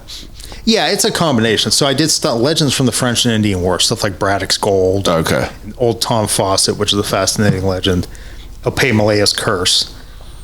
Then I did conspiracies. I did the B-25. I did Gustav Whitehead flying first. And what did you think about that? Of Gustav Whitehead? Oh, I think he even if he didn't fly controlled flight in Pittsburgh, he flew in Bridgeport. Yeah. He definitely, he definitely flew first, in my opinion, anyway. Then also the Kecksburg, UFO incident or whatever that was. Personally, I think that was a Russian satellite we recovered at Kecksburg. Huh. So you think the Acorn is a satellite piece? I think the Russians didn't want to admit that they lost it, and we didn't want to admit that we found it. So it just kind of got. I've yet to be there. Yeah. My mother-in-law is like a big fan. She goes to there. She goes to the Bigfoot festivals and everything, but I have not made my way out to Kecksburg. And I've wanted to every year whenever they have the festival and just interview people out there, but I always had shit going on that weekend, which is, I got to make it out there. Yeah, I always have stuff then too. Yeah, And you said your book after that was The Ghosts of Southwestern PA. Yeah, I mean, I did some ghost stories in this original one, some urban legends, and some other like tall tales, like Mike Fink and Joe Magarac and stuff like that. Joe Magarac, that dude, Colt Lepley, he just brought him up and he was like, "You ever hear of Joe Magarac?" And I was like, "No."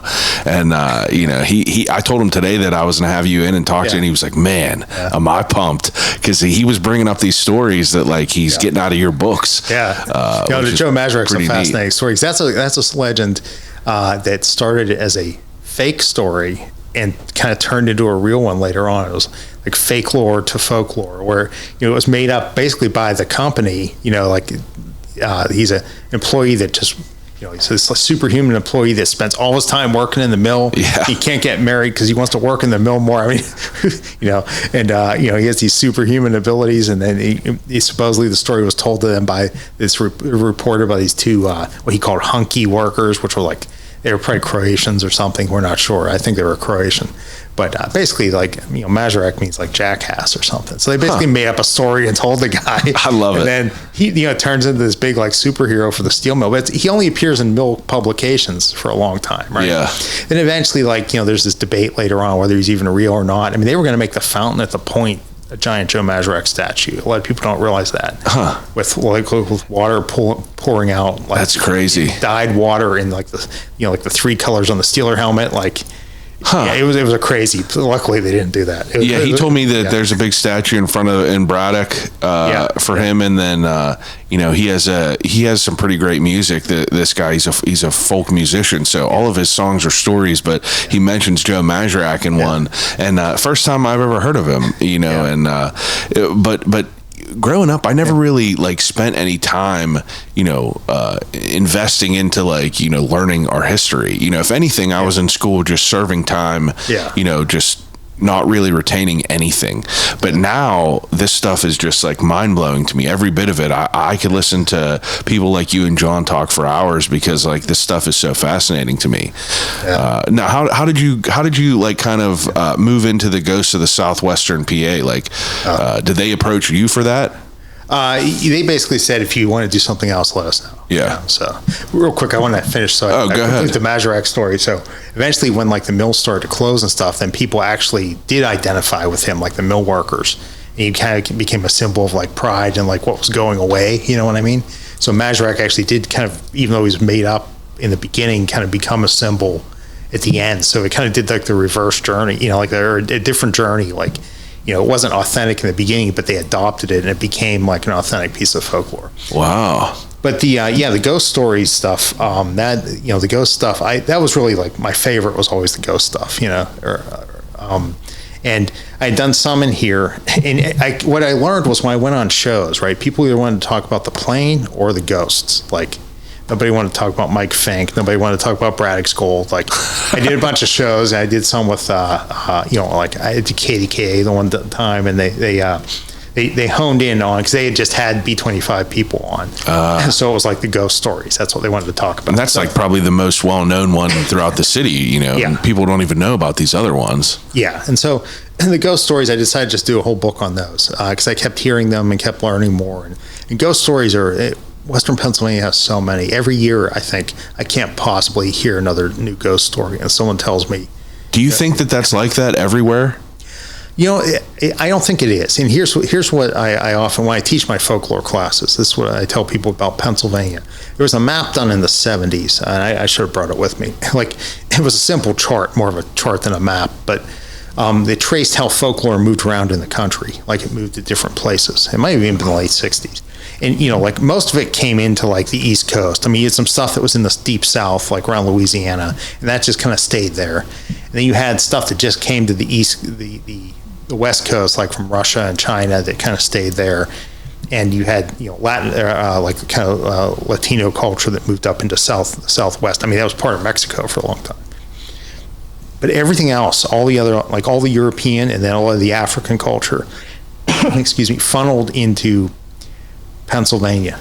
And then it came literally on the map, it comes to a point in Pittsburgh. Like all these traditions, all these different traditions. And Pennsylvania's always had a lot of strange traditions. Then it kind of travels down the river, hits St. Louis, and fans out across the country.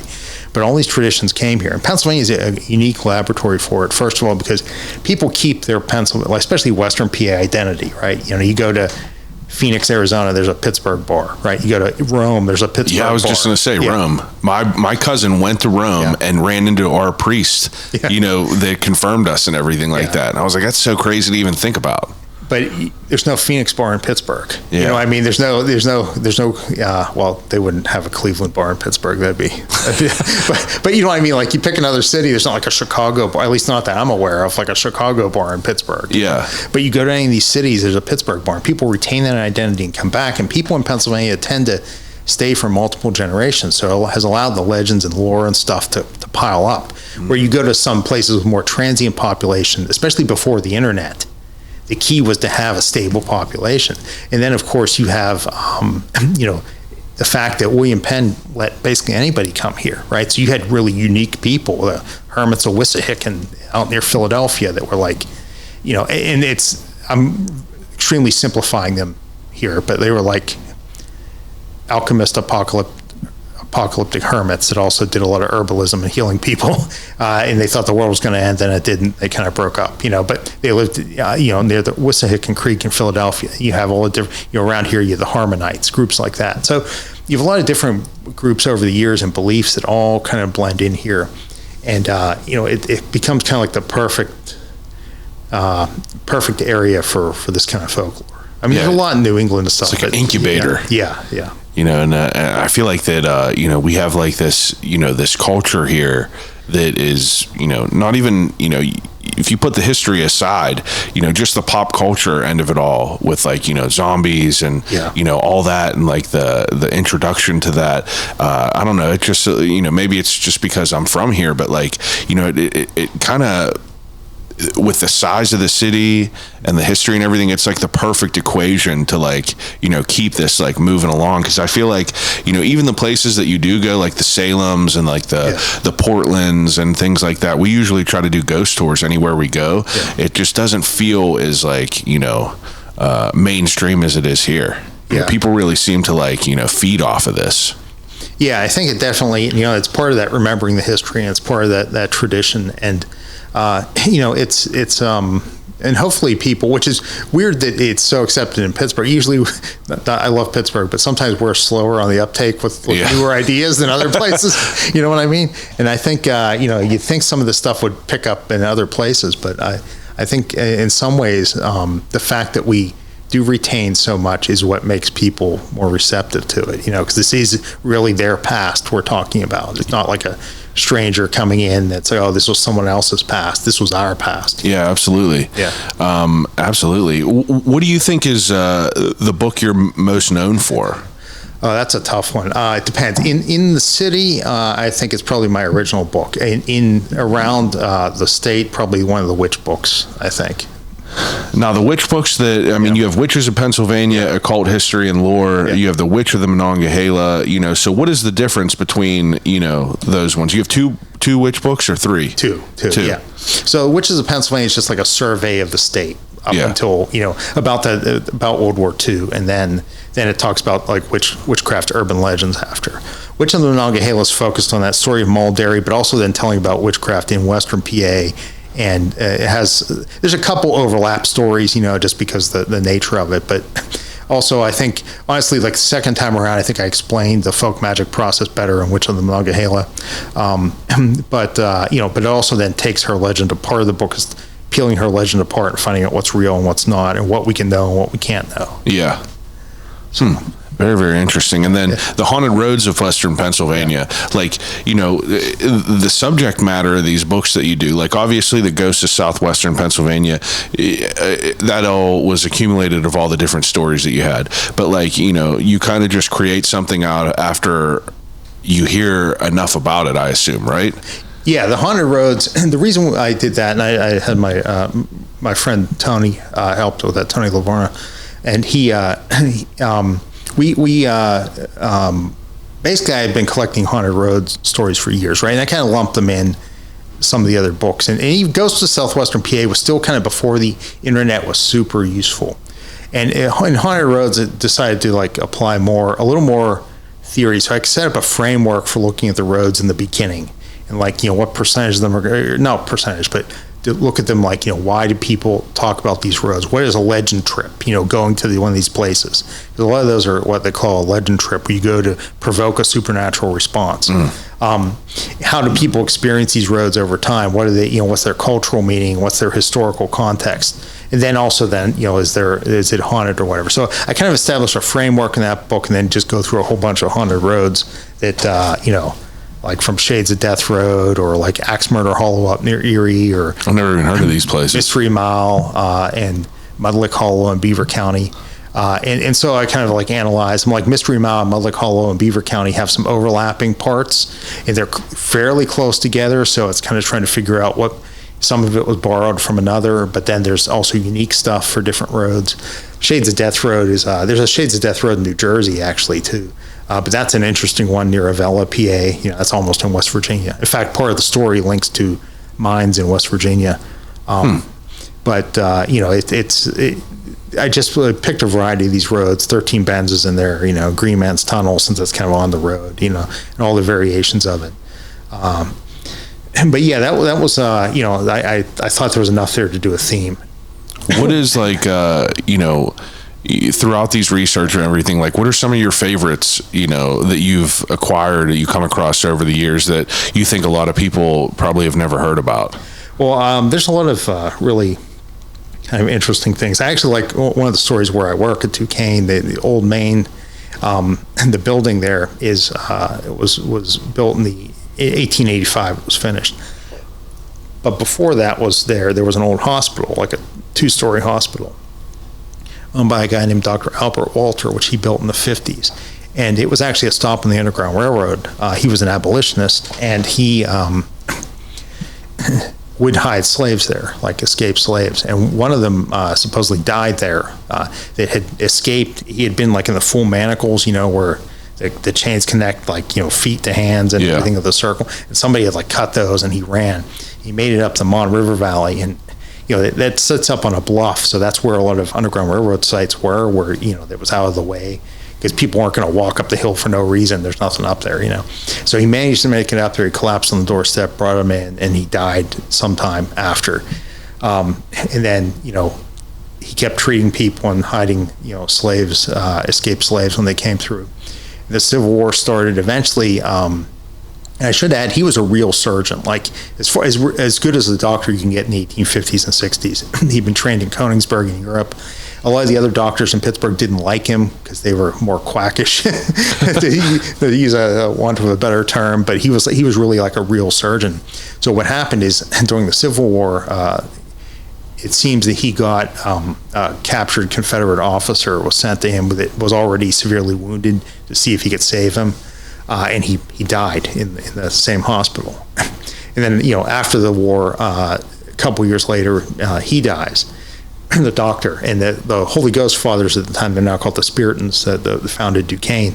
They came to Pittsburgh, weren't intending to start a school. Bishop asked them to start a school. They were originally down basically near where the Civic Arena was, or Center Avenue, Crosstown Boulevard are. And they were above a bakery, like renting a space above a bakery. And, that doesn't do wonders for concentration all day. And so they ended up buying the lot up there. And they didn't even tear the building down, though. They jacked it up and moved it in the middle of the street in like 1884 or 1883. And they bought another little lot, and they put it on there, and that became St. John's Hall and later St. Mary's Hall. They actually made the bricks themselves at a brickyard right down the hill where the Rango School of Health Sciences is now. And then they built Old Main, what it is today, the administration building. That's where most of the school was in the beginning. But almost immediately in the basement of both buildings, and see what, there's actually an old brick tunnel under the street there, which dates back to the time of the hospital. Have you got to go in that? I've seen it, yeah. We're not really supposed to see it because insurance purposes, but I was able to take a glance at it. There's like a great 1962 yearbook spread where the students found it, and they went exploring in it and took pictures for the yearbook. But wow. But now it connects with the steam tunnel system at Duquesne. But basically in the basements of both buildings, people would hear what sounded like the ghost of the escaped slave fighting the ghost of the Confederate soldier in the basement. Wow. And they'd hear like these southern voices arguing, especially in storms and stuff. And, so it became, this is really early on too. And the first stories actually came from some of the priests, and then students found out, and then they'd do they'd lock the freshmen in the basement overnight just to, back when you could haze people in the 20s, and they lock them in there. But it appeared in university publications, like it was a well-known thing. Huh. And finally in St. John's Hall, which was later renamed St. Mary's, and it was there till 1971. One night, supposedly it got so bad that one of the German priests, and that's where they kept the seminarians. And so one of the German priests stormed down to the basement, kicked open the door, and said, "I'm coming down to drive you out." And he got his stole and holy water and everything. And supposedly this voice, and this is an almost exact quote. I can't do a southern accent, so I'm just going to say, imagine in a southern accent. "Come ahead, I know who you are, I'm not afraid of you." Supposedly was yelled back up the steps. Jesus. So the German priest just got angry and stormed down the steps, and all the seminarians were too afraid to go down. And they heard prayers and yelling and splashing of holy water, and it almost sounded like a physical scuffle to them. And after about half an hour, it goes quiet. The German priest comes up. Nobody ever hears the Confederate ghost again. But to this day, supposedly, people, now that building was torn down, but people would still hear supposedly the ghost of the slave in that building. Wow. And to this day, supposedly, and again, the people claim they will hear the ghost of the slave and the escaped slave in the basement of Old Main. And then there's a few other stories about the building. But I always thought that's a great example of, and I tell that often to freshmen when I'm doing a tour. And, and then I tell there's another story of like a woman that's seen in the chapel and things. And these stories actually, they do a couple things. First of all, when I give like a ghost tour to freshmen, like they learn the history of the university and they don't even know it. But also that commemorates that site, right? No one would remember that. I mean, there's a historical marker there for Old Main because it's so old, but nobody would remember the use of the site before that without thinking about that. And also kind of the struggle with the ghosts and everything. The Holy Ghost Fathers had a lot of trouble early on, so it kind of represents their struggle. And like there was a lot of anti-Catholicism at that point, and people didn't want them to have a college, and there were people in town working against them. And the whole story is kind of like the struggle, and like multiple struggles. And it's also kind of interesting because they the Spiritans know for their missionary work with African Americans and Africans, and so it's kind of this interesting tie together all of this stuff, but it tells the story of the site and it conveys a lot of like subtle information in that one story. Yeah, that you're not even like you're not like shoving it down people's throats, like what they're gathering from this story. Yeah, and people still actually claim they hear the ghost. I've talked to people that claim they've heard it, in the basement and everything. So that's wild. Yeah, I never heard that one. I love that. I mean, I'm just fascinated by all the history of everything, whether it's like the spooky shit or whether it's like, Gusky and like, being like the Santa Claus that Pittsburgh had back in the history. Like, people I've had so many people reach out after we do episodes like this, just being like, I cannot believe that this stuff is like, these are stories that I just like never heard that are not more like, more popular to go around. I'm curious though. Yeah. You said you had a lot of information about like werewolf lore. Yes. Like I've never heard any of this. Like, is there like a the werewolf story? Like, is there like one specific one that is like pretty interesting that you could talk about on here? There's a few. Yeah, I can. My favorite one. I always tell this one.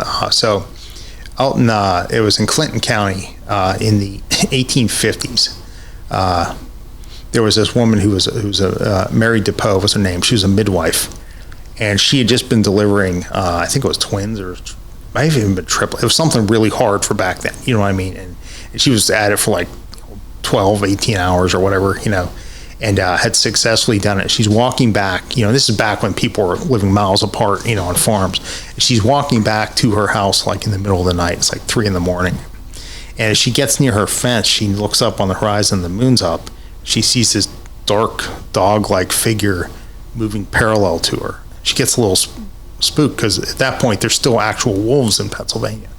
And so she picks up her pace a little, and this thing picks up her pace and starts to move picks up its pace and starts to move to intercept. And so she starts running full speed. And as she's running, she looks back, and the thing gets up on its back 2 legs and is now running on 2 legs after her. As she runs, throws her door open to her cabin and runs in, slams shut behind her, and her husband's asleep in the chair. Was supposed to wait up for her, but he fell asleep. And she yells real fast what's going on. He peeks out and sees this thing moving around, and it's kind of a foggy night. He sees it moving around out there. And he doesn't even question it, which shows the level of beliefs in this stuff. He doesn't even question her. In fact, he's prepared for this very thing. This works for witches and werewolves, because silver bullets were originally used against witches. He goes to the mantle, and now it's not a silver bullet, but he has bullets wrapped in blessed wax, probably from one of these folk healers, one of these powwowers or something. He loads them in his rifle, steps out on the porch, aims, and fires. He sees the thing go down. He cautiously approaches, getting ready to fire the second shot, and as he gets there, he sees it changing back into his neighbor. Holy shit. And the neighbor supposedly thanks him for releasing him from his curse or whatever, and he dies. Now, maybe that's a really good cover story for shooting your neighbor. I don't know, but that's just like an example, like a classic. Like, where do you hear this at? So that was preserved by a folklorist in Clinton County. A bunch. There's also this Quigley family in Clinton County that had several encounters, 2 branches of their family. They were a pretty prominent family in Clinton County. They were spread out and had some farms, but they had one of them had and this is where witchcraft and werewolves overlap a little bit. It's not like in the movies. Most werewolves in European lore had to intentionally become a werewolf. They'd put on like a wolfskin belt, rub some kind of ointment or salve on themselves, and usually they were thought to be like maybe make a pact with the devil or something like a witch was, you know. But anyway, these this one of the Quigley farmers, they kept waking in the morning. Their horses would be what they called all lathered up, like they'd be all worn out, like they were awake all night, agitated. And so the one night, the one woman wakes up with a rifle to see what's irritating them. And as she's sitting there watching, she sees 3 wolves jump into her thing and start moving around, right? She hears them in there and she peeks in. They're not killing the horses. They're just irritating them so they can't sleep. Yeah. Just like something a witch would do. Yeah. You know, aggravate your livestock. In the morning before dawn, they all jump out like in a row, 3 of them. And so she decides to go up to one of the local witch mountains. Like, people don't realize there were witch mountains in Pennsylvania where witches were supposed to meet. But there was one called Fallsburg Mountain, which isn't the mountain's real name. I'm trying to identify this mountain because the local name was Fallsburg, but like there's no mountain named that. Is this in Clinton? Yeah, it's in Clinton County. So it probably was like a local term, you know, local name. And essentially, she goes up to that mountain and collects thorns off of and I should have mentioned the wolves were actually jumping on the backs of the horses. Oh, yeah. She collects thorns from that mountain and puts them in a horse blanket, so they're just below, you know, like you can't see them. And that night she waits and watches, and the wolves come in and they jump on the back of the horses and get stabbed because those are from the witch mountain. They can hurt the werewolf or the witch, you know, whatever it is. And they come flying out of there. Then the next day all 3 of them leave, but only one of them lands on the witch blanket. And they find out this one lady that lives down the street, this neighbor, had to go to another neighbor to get a whole bunch of thorns pulled out of her back, mysteriously, like in the middle of the night. Wow. And you know, they identified the werewolf slash witch, you know. But there's a lot of different stories like that, similar type things. There's a famous one from out in Northampton County. There's up until the 1960s, 60s and 70s, they were allegedly seeing some up in like Shenango, that area. Huh. Yeah, the Wolf Boy of Shenango, they'd call it, you know. But there's all kinds of crazy stories, and then there were things that were like kind of fall in the werewolf category, like they'd call spook wolves, which were kind of like haunted. They never turned into human or went upright, but they were supernatural wolves that would harass like lumberjacks and stuff in the center part of the state in the 1800s. That's pretty wild. Yeah, it would like show up, and if they'd put their paw on like one of the sledges used to haul the logs, like the thing couldn't move. They took their paw off, you know. So they were kind of like magical wolves that would harass people. Like I love all these like all these stories. Like it all is interesting to me. Definitely fascinating stuff. I feel like that, you know, the werewolf end of it all, like I definitely heard, you know, throughout like my interviews with different people that witches were like something that was more popular in around here, but like I never heard anything about the werewolves. So that's pretty cool to hear about that. Yeah, there's definitely, you know, it's not nearly as well known, but there was definitely a lot of research. Ironically, one of the people that compiled, when they compiled a lot of these stories, usually there used to be this old journal called Keystone Folklore Quarterly, like from like 40s, 50s, and 60s, where they'd put all kinds of Pennsylvania folklore in. And they did like one little follow-up article in there, and that's how I found it. I'm like, what is this werewolf legend when I first started? I mean, there's a lot of sources from other places, but those Quigley stories. And I'm like, well, this is a follow-up article. Where's the original? Well, here the original article was published in New York Folklore Quarterly. So I had to go find that. I would never have looked there. You know what I mean? Before the internet. So I had to go find in like a 1950s issue of New York Folklore. How did we ever survive before the internet? Yeah, I know. It was a lot harder. A lot harder to write books. Yeah. What are your thoughts on Bigfoot? I'm not a huge Bigfoot guy. You know, here's my thing with Bigfoot. Like, if it's an actual animal, I don't see how that's possible in Pennsylvania. People stepped on every piece of dirt in Pennsylvania pretty much. If it's something supernatural, I guess that's something different, you know. I know some of the Bigfoot people yell at me, but there's really like, I always hear like, well, you never find a dead animal, like you never find a dead bear in the woods, you never find a dead deer. I've actually found multiple dead deer in my lifetime in the woods. Yeah, skeletons. for sure. I just saw one not that long ago, a couple weeks deer ago. for sure, absolutely. Yeah, deer and other large animals. Like you find them. If large animals die, you find them. And I know people have found bear skeletons. You know, it's not that shocking. Like you do find them if you're out. You know, it's one of those things where I tend not to think it's a physical thing, at least not here. You know, I can believe Himalayas. I could believe like Alaska, you know, maybe in the Pacific Northwest. Well, I suspect much of the Pacific Northwest is being trod over now. But, you know, I could see a more remote area, but I tend not to think in Pennsylvania it'd be an actual physical, like, you know what I mean, like as an animal. Yeah. You know what I mean? It's like a primate. Yeah. Rather I would than think like it would have to be something, you know, the supernatural end of things, I would think. What about your research through like the Mothman? I know that the festival just happened this past weekend, the Mothman Festival. Yeah, the Mothman's a really interesting case. And that's one of the few paranormal books that creeps me out a little bit when you read, like the original John Keel Mothman Prophecies. It's kind of a creepy book. That's what the movie was based off of? Yeah. Okay, yeah, I've never read that. The original book is creepier and weirder than the movie. The movie was not that creepy at all. No, the movie had to turn it down. Yeah. Really? Yeah, tone it down. The weirdness of it. Like, he was getting phone calls from himself. Like, you know, like he'd answer the phone and his own voice would be on the other line and weird things like that. I just remember in the movie, he's like, what am I holding in my hand? Richard Gere, what am I holding in my hand? He goes, chopstick. Yeah. And you're like, you know, that ruined it for me. Yeah. But it'd be all kinds of weird stuff, you know, and it's, I don't know. Lots of people claim they saw it. You know what I mean? So I think something definitely happened there. I don't know what, you know.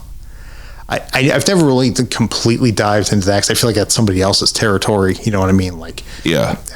It's almost like one that's already been like pimped out. You know, like that's like, you know, Bigfoot and that is like the low hanging fruit. Yeah. But like, you know, whenever you bring up like the werewolf stuff, that's what like piques my ears because like I seriously have never heard of that one time through here. So I'm excited to look through these books and read a little bit more about that. Yeah. There's like the werewolf legends. There's a lot of weird things that have happened in Pennsylvania people don't realize. So besides like you hearing you know, that helped me, I'm cold down at the pump house, like any other like experiences that you had tons of weird stuff. Like what's like the weirdest thing that's ever happened to you? That might be kind of weird. I don't know, honestly. It's hard to say.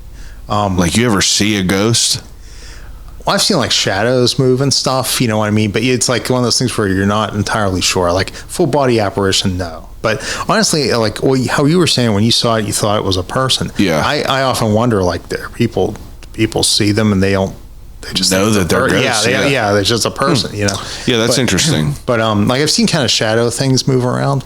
I've certainly felt like somebody was in a room with me. You know what I mean? At times.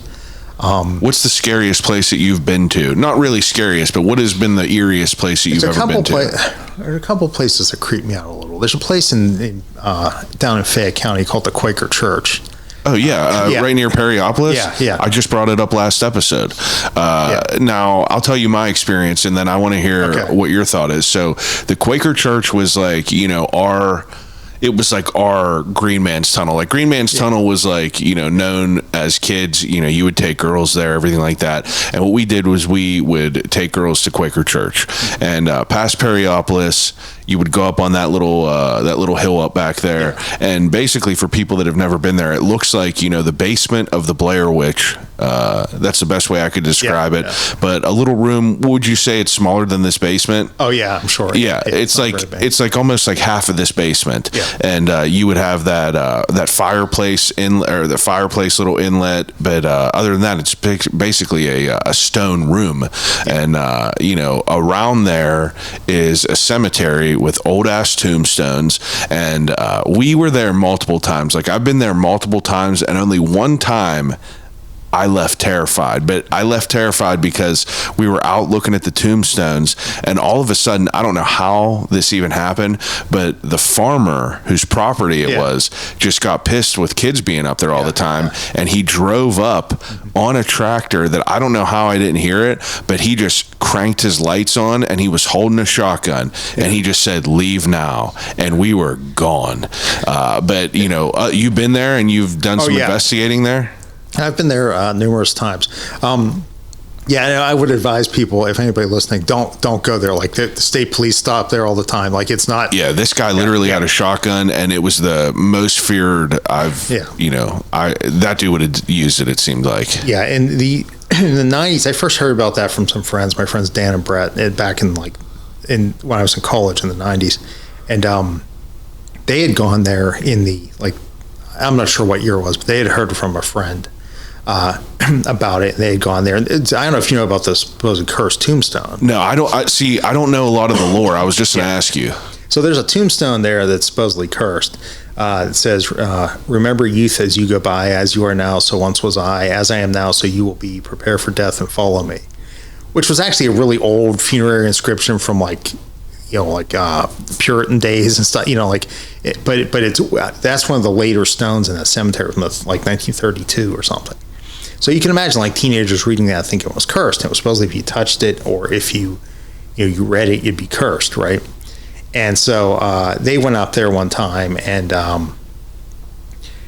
they went there. Not much happened. They came home. I think Brett went to church 7:00 mass the next morning. He comes back and the car they went in, Dan's car, was on fire on the street. No shit. Because they touched the stone and the car was on fire. I don't think they ever figured out why it burned, as far as I know. Jesus. And then they got a call from one of the other friends that was with him, and I think that the friend's dog died. And then they later got a call from, the guy that gave him directions, again, this pre-internet, who lived up at Clarion, but in off-campus housing. And his house burned that previous night, probably around the time they were up there. Holy shit. And so Brett was the only one that didn't have anything. He said, that's probably because I went to church first thing in the morning, But it's one of those things where and I've had other people tell me stories like that about that road. And then they supposedly have seen a woman in the road, or either a young girl or an old lady in the road. And they go up there, and this one person thought they hit her and swerved off the road and couldn't find her, got out and couldn't find her. But there's also supposed to be a black dog that haunts the place, which is common in English folklore. The first thing buried in a cemetery was thought to be bound to it, so they would often bury an animal instead of a human. So there'd be a dog guardian, a black dog that would guard the cemetery, and people claimed to have seen it, had it chase their car. I talked to someone a couple years ago that they could hear it running around up there, and they got in their car and they could still hear it running around, its claws on the concrete on that side, and they could hear it circling the car, growling and things. They'd run away, they never even got into the cemetery, but they couldn't see it, and they're looking all over for this thing, and But the reason I found it creepy is just because being up there, I had a bad feeling up there. You know what I mean? It was a personal bad feeling being up there, but. Nothing directly happened to me up there, but that's so bizarre. You just brought that up, because we were talking about that, and that's what I brought up to Colt. I was like, Quaker Church was the place that we would go, and I never really had anything bizarre happen to me there. We went to some mental hospital that was an abandoned one. I'm pretty sure it was in Brownsville or something like that. I can't remember exactly where it was, but I remember I was in 9th grade. I had a buddy who was a senior, and we went up there, and it was really bizarre. It was back in the middle of these woods, and I'm terrified of everything. So my mind plays tricks on me for sure. Yeah. But he mentioned, he was not someone that would make stuff up. He was just he was kind of the skeptic, oh, I'll go in this room, whatever. But he was terrified going in there as well. And that's the only place where I really felt scared, I need to get out of here. Even in Moundsville, whenever I was there, nothing really made me, feel scared there, and I think it's just because of how realistic things looked. Yeah. But I don't know. It's just It's weird. It must be the day, Yeah. However I'm feeling that day. But what's some things that you're interested in that you'd like to research in the future? Anything specific? Certainly, more. I have more legends I'm looking into, more Pennsylvania legends. I was debating on even maybe doing a book just on Mike Fink, the story of the Keel Boatman, which isn't supernatural. That's a regular legend. It's called a regular legend. I don't even know who that is. So he was this legendary keel boatman. It's kind of a tall tale, but he was a real guy who was king of the keel boaters on the river, and supposedly a rival of Davy Crockett and all this stuff. But he was from Pittsburgh originally, and slowly worked his way down the river, and he'd take stuff down to New Orleans and back. And I've always found him kind of interesting in that like early American period, like, he's kind of like an anti-hero, but he was also probably a jerk, but he was like, but he was tough on the frontier, like what you needed to survive, but at the same time, he's, What about like any sort of Native American lore? I am very interested in that. I'm always very hesitant, as far as Native, you have to approach it very cautiously if you're not, not a Native American, first of all. Yeah. And a lot of people, you see this a lot now with people exploiting like Navajo skinwalker legends, right? And this is a skinwalker and that's a skinwalker. Like there's like legit, like stuff like from the Navajos, like skinwalker folklore is real for them, you know what I mean? But like you'll hear people, you know what I mean, kind of exploiting it. I never want to do that. And a lot of what we know about, especially about Pennsylvania and Native American legends often come from like through a point of contact, usually like a European that is kind of recording them, and you don't know how accurate they are. But I do like the kind of the interaction between like what like the Europeans thought of the Native American legends and how that affects the European, how they interpret them. And because it's a difficult topic. It is something I thought about exploring. I know that John has mentioned as well, just because of like the history and the things that he's found in his research on there, which is pretty fascinating. Now you wrote these books, and you're a writer, you're a teacher, like what do you do on your downtime? Like what do you do for fun whenever you're not researching and things like that? Oh geez, I don't know. I do a lot of reading. Yeah, are you a big reader? Oh yeah, I read usually between like 80 to 100 books a year. Wow, incredible. Usually nonfiction. Nonfiction. Yeah. So, wow. but I like often my wife and I will just watch like movies, like scary movies or adventure movies, whatever. I do like that kind of stuff. I end up working so much that it's like I end up not with tons of. I like outdoor stuff. I guess that's I like camping. I like canoeing. I like hiking. Yeah. Are you ever interested in any sort of like any of the like the treasure hunting type of aspects of it all, like metal detecting, things like that? I do have a metal detector. I don't really use it. I did kind of get into that a little bit, but then it's like with getting permissions and all that stuff, it's a lot of work. Yeah, rather than just researching, an endless amount. Yeah. And I always like, there's things I try not to, I don't want to make any more of my hobbies into a job. I always tell people, don't monetize all your hobbies. Like this stuff's interesting, but then after a while, it's a little bit of work anymore. To do this stuff. You got to kind of keep up with it. So like, other stuff I do, I just try to just do for fun. You know what I mean? Yeah, that's cool. Yeah.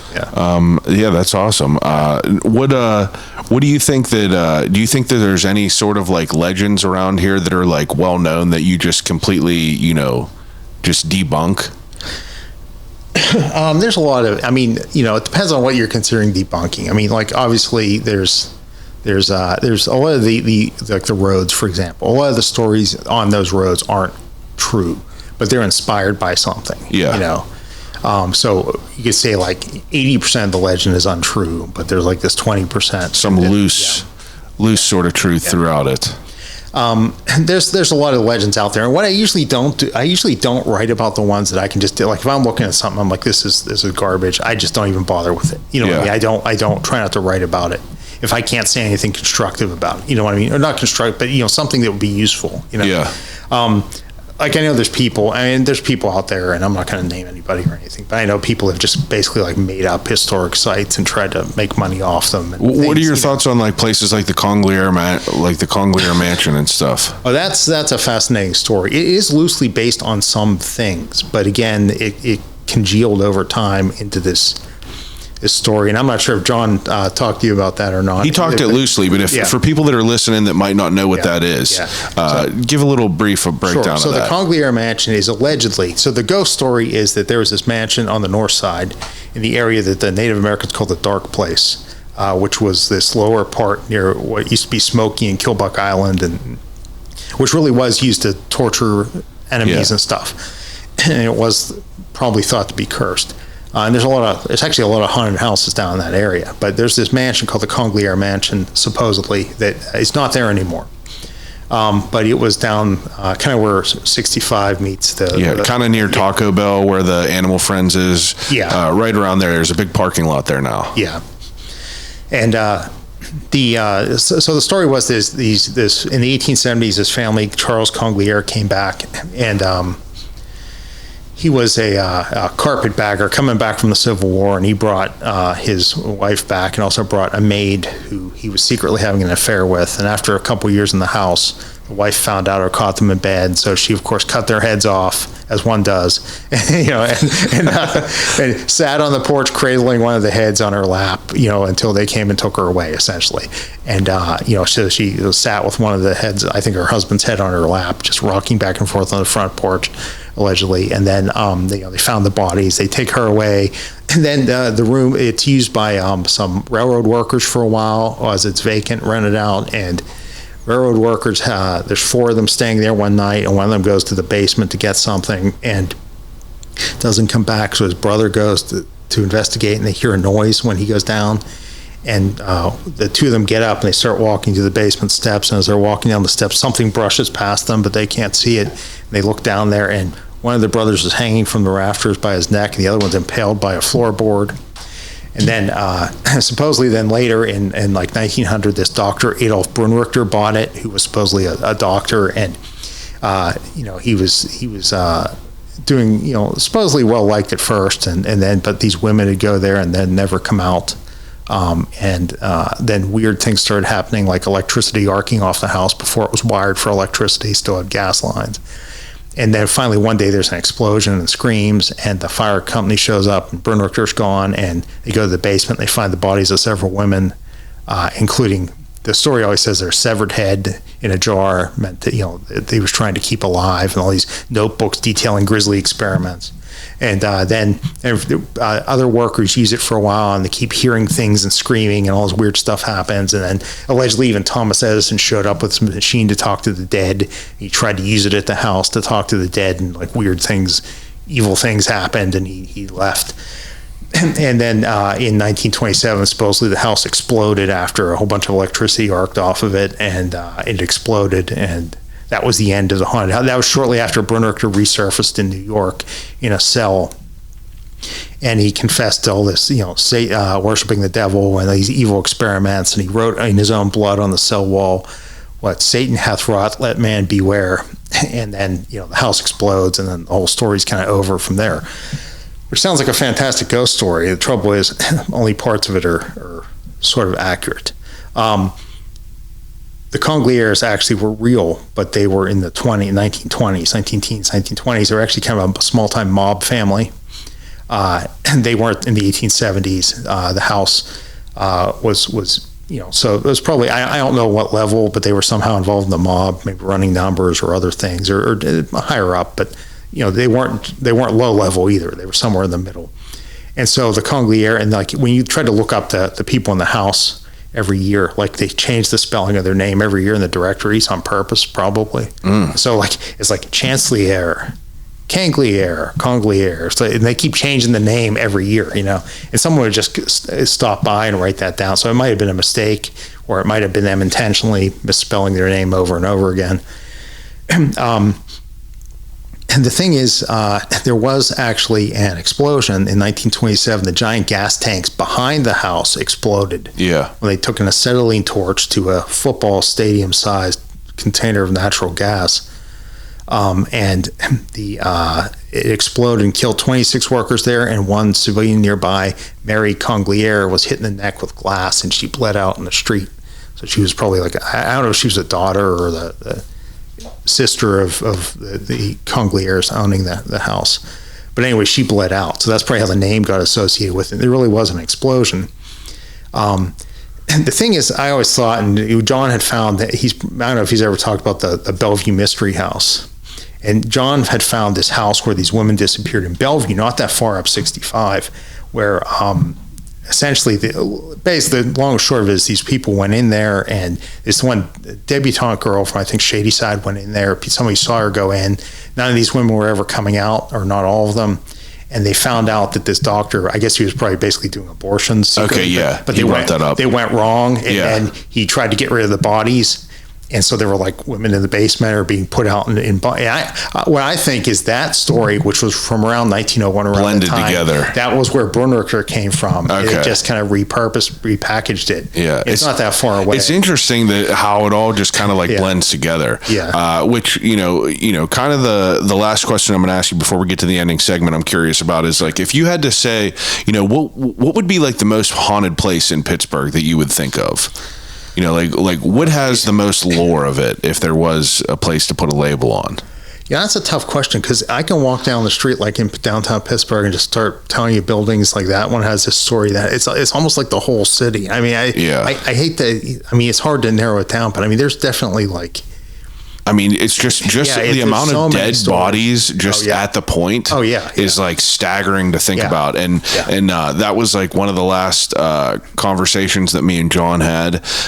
It was like a 3.5 hour long conversation. He was like, the sheer amount of dead people at the point is like staggering to think about. At one point, the downtown was the same height as Mount Washington, talking about Killbuck Island and like, all the Native Americans that were tortured there.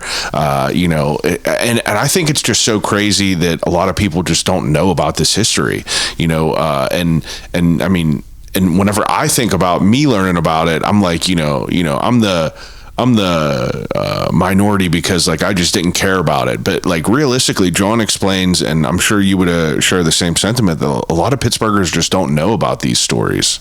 Yeah, it's hard. I'm not sure how much they teach it in school anymore. Like I remember I had a little bit like when I was in school, and it was mostly like French and Indian War history and stuff like that. I'm not sure how much they spend teaching, or if it may not be mandatory. It may be like an elective type history. Depends how cool your teacher is. Yeah. And so it's one of those things where people often don't understand how much stuff happened in their area before. Even like roads we have like Perry Highway, Perrysville. That was a Native American trail. We're still using it all the way up to Erie. Yeah. Just so many things, like so many layers to these things, and these stories help remember a lot of that. I think a lot of these ghost stories and a lot of these legends help us kind of stay in touch with that stuff from the past. But yeah, it's hard to pick a specific. And I guess I'm sure if you ask somebody else to be able to do it, but like whenever you have like years, after you have it's like too much. Yeah, there's too much for me to like narrow down. Yeah. Like, wait, is that one better? Is that one better? No, that makes sense. Yeah. And there's just so many places, and that's even just in Pittsburgh, let alone the surrounding areas. I mean, so many stories. Yeah, absolutely.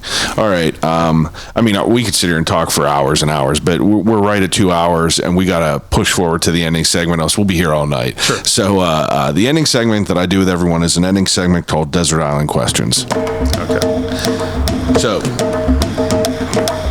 desert island questions, whenever I give each guest 3 categories to take with them on a desert island and use until they starve to death and die. I do this with every guest because, we just spoke for 2 hours. Obviously, people know that you're a historian. People know that you're a teacher. People know that you're a enthusiast for, the paranormal and the occult and all this weird shit. But, this is an opportunity to kind of, fill in the blanks about just, a little bit about who you are. So if you're about to get stuck on a desert island and you can pick 3 movies to take with you to watch for the rest of your life until you die, what would they be?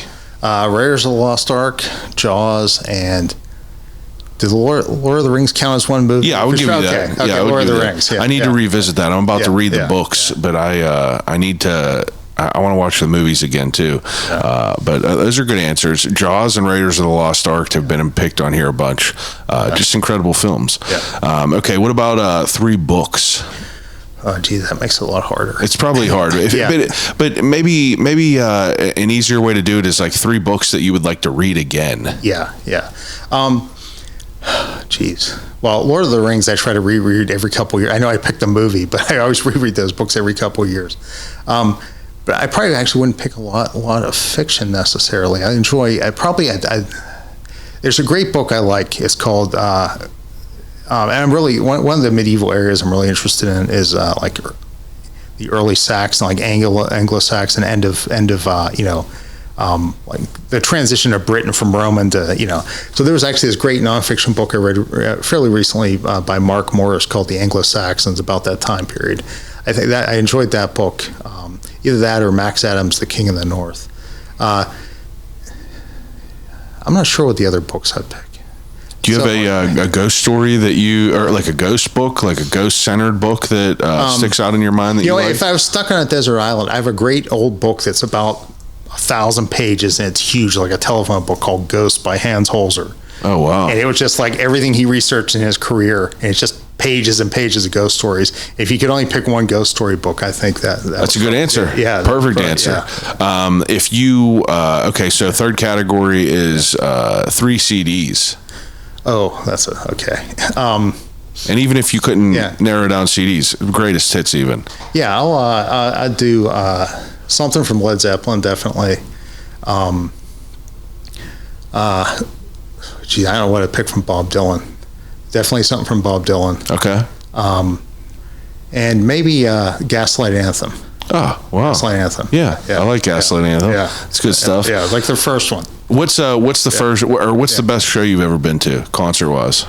Oh, geez. Actually, when Greta Van Fleet came here the first time before anybody knew who they were. Oh, yeah, Stage AE? Yeah. Absolutely unreal. Yeah. I was there. Yeah.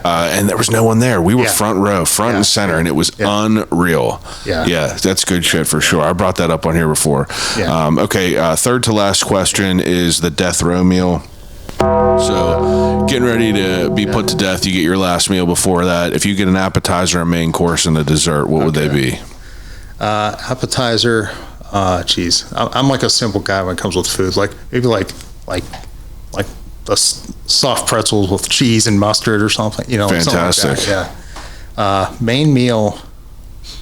I'd probably like tacos, some kind of tacos. Street perfect. tacos or something. Love it. Yeah. And then dessert, key lime pie. Wow. Yeah. I don't know if anyone's ever picked that on here. Yeah. Key lime pie. Yeah. Been a long time since I had a slice of key lime pie. Yeah. Second to last question. You're getting ready to go on a road trip. You go into a gas station. You get a snack of choice. What is it? Beef jerky. That's the most picked on here for sure. That's probably my pick too. Yeah. I mean, it's Old Faithful. Yeah.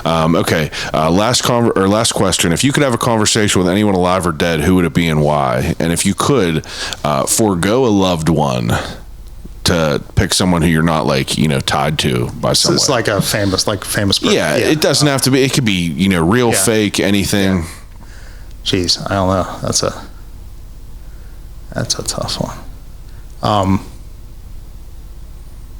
What if I had to narrow it down to a Pittsburgh figure? Pittsburgh, that would help me, yes. Yeah, being a historian always works against me here, because I can think of 500 people. Yeah, I bet. If there was someone in Pittsburgh, though, throughout history, what do you think it would be? I think I would would be interesting when he was, if I could talk to him when he was in Pittsburgh, it would be like George Washington when he came here as a young man before his fame, but the kind of that would be interesting, I think. Absolutely. When he's first here exploring, the French Indian War, before he knows he's famous. Yeah, I didn't know any of that shit, and John came over and talked about it all, and it's just that would be absolutely fascinating. Yeah. All right, those are great answers. I had a wonderful time talking to you about this. I really appreciate you, cutting some time out and coming over and just talking to me about all this stuff. Sure. Because I'm fascinated by it. I know people get really jazzed up whenever it's Halloween time for the podcast because over the years we've had some great guests, funeral directors, people that do things like that, people that have been mediums. There's been some good episodes, and this one was great. It's always fascinating to be able to learn a little bit more about the historical sort of end of the place that we live, whether it be paranormal or not. But all right. Well, thanks for having me. Absolutely. Please take a second and tell people where they could find your work, where they could follow you, where they could learn more about what you do. Sure. So all my books are available on Amazon, Barnes & Noble, through the History Press, and they're in a lot of local stores. They're sometimes in Targets and all kinds of places. Giant Eagles, everything. Giant Eagle, yeah, you can find them everywhere. They used to be in Rite Aid when Rite Aid was still a thing. Right. they're another. They're probably going to CVS and stuff. I think that they'll probably go back there because I think Giant Eagle bought out all the Rite Aids for pharmacies. So I wouldn't be surprised if they pop back up there. Yeah. So, and I don't have a big social media presence or anything, mainly because I don't have time to maintain it. But I do have a Facebook page. If anybody really needs to get in touch with me, they can contact me there, or just email me at work at Duquesne. Do you do like? Yeah, I do. Yeah. Do you like do speed? Like, do you do talks? And I do that? tons of talks. I probably do 30 or 40 a year. This year I've one coming up next Saturday at Bain Library in Bellevue in the morning about the Witch of the Monongahela. On the 10th, I tell scary stories around a campfire at Northland Public Library. Oh, wow. I'll be at Bushy Run this year. I'll be doing a talk at Phipps on like plants and folk magic.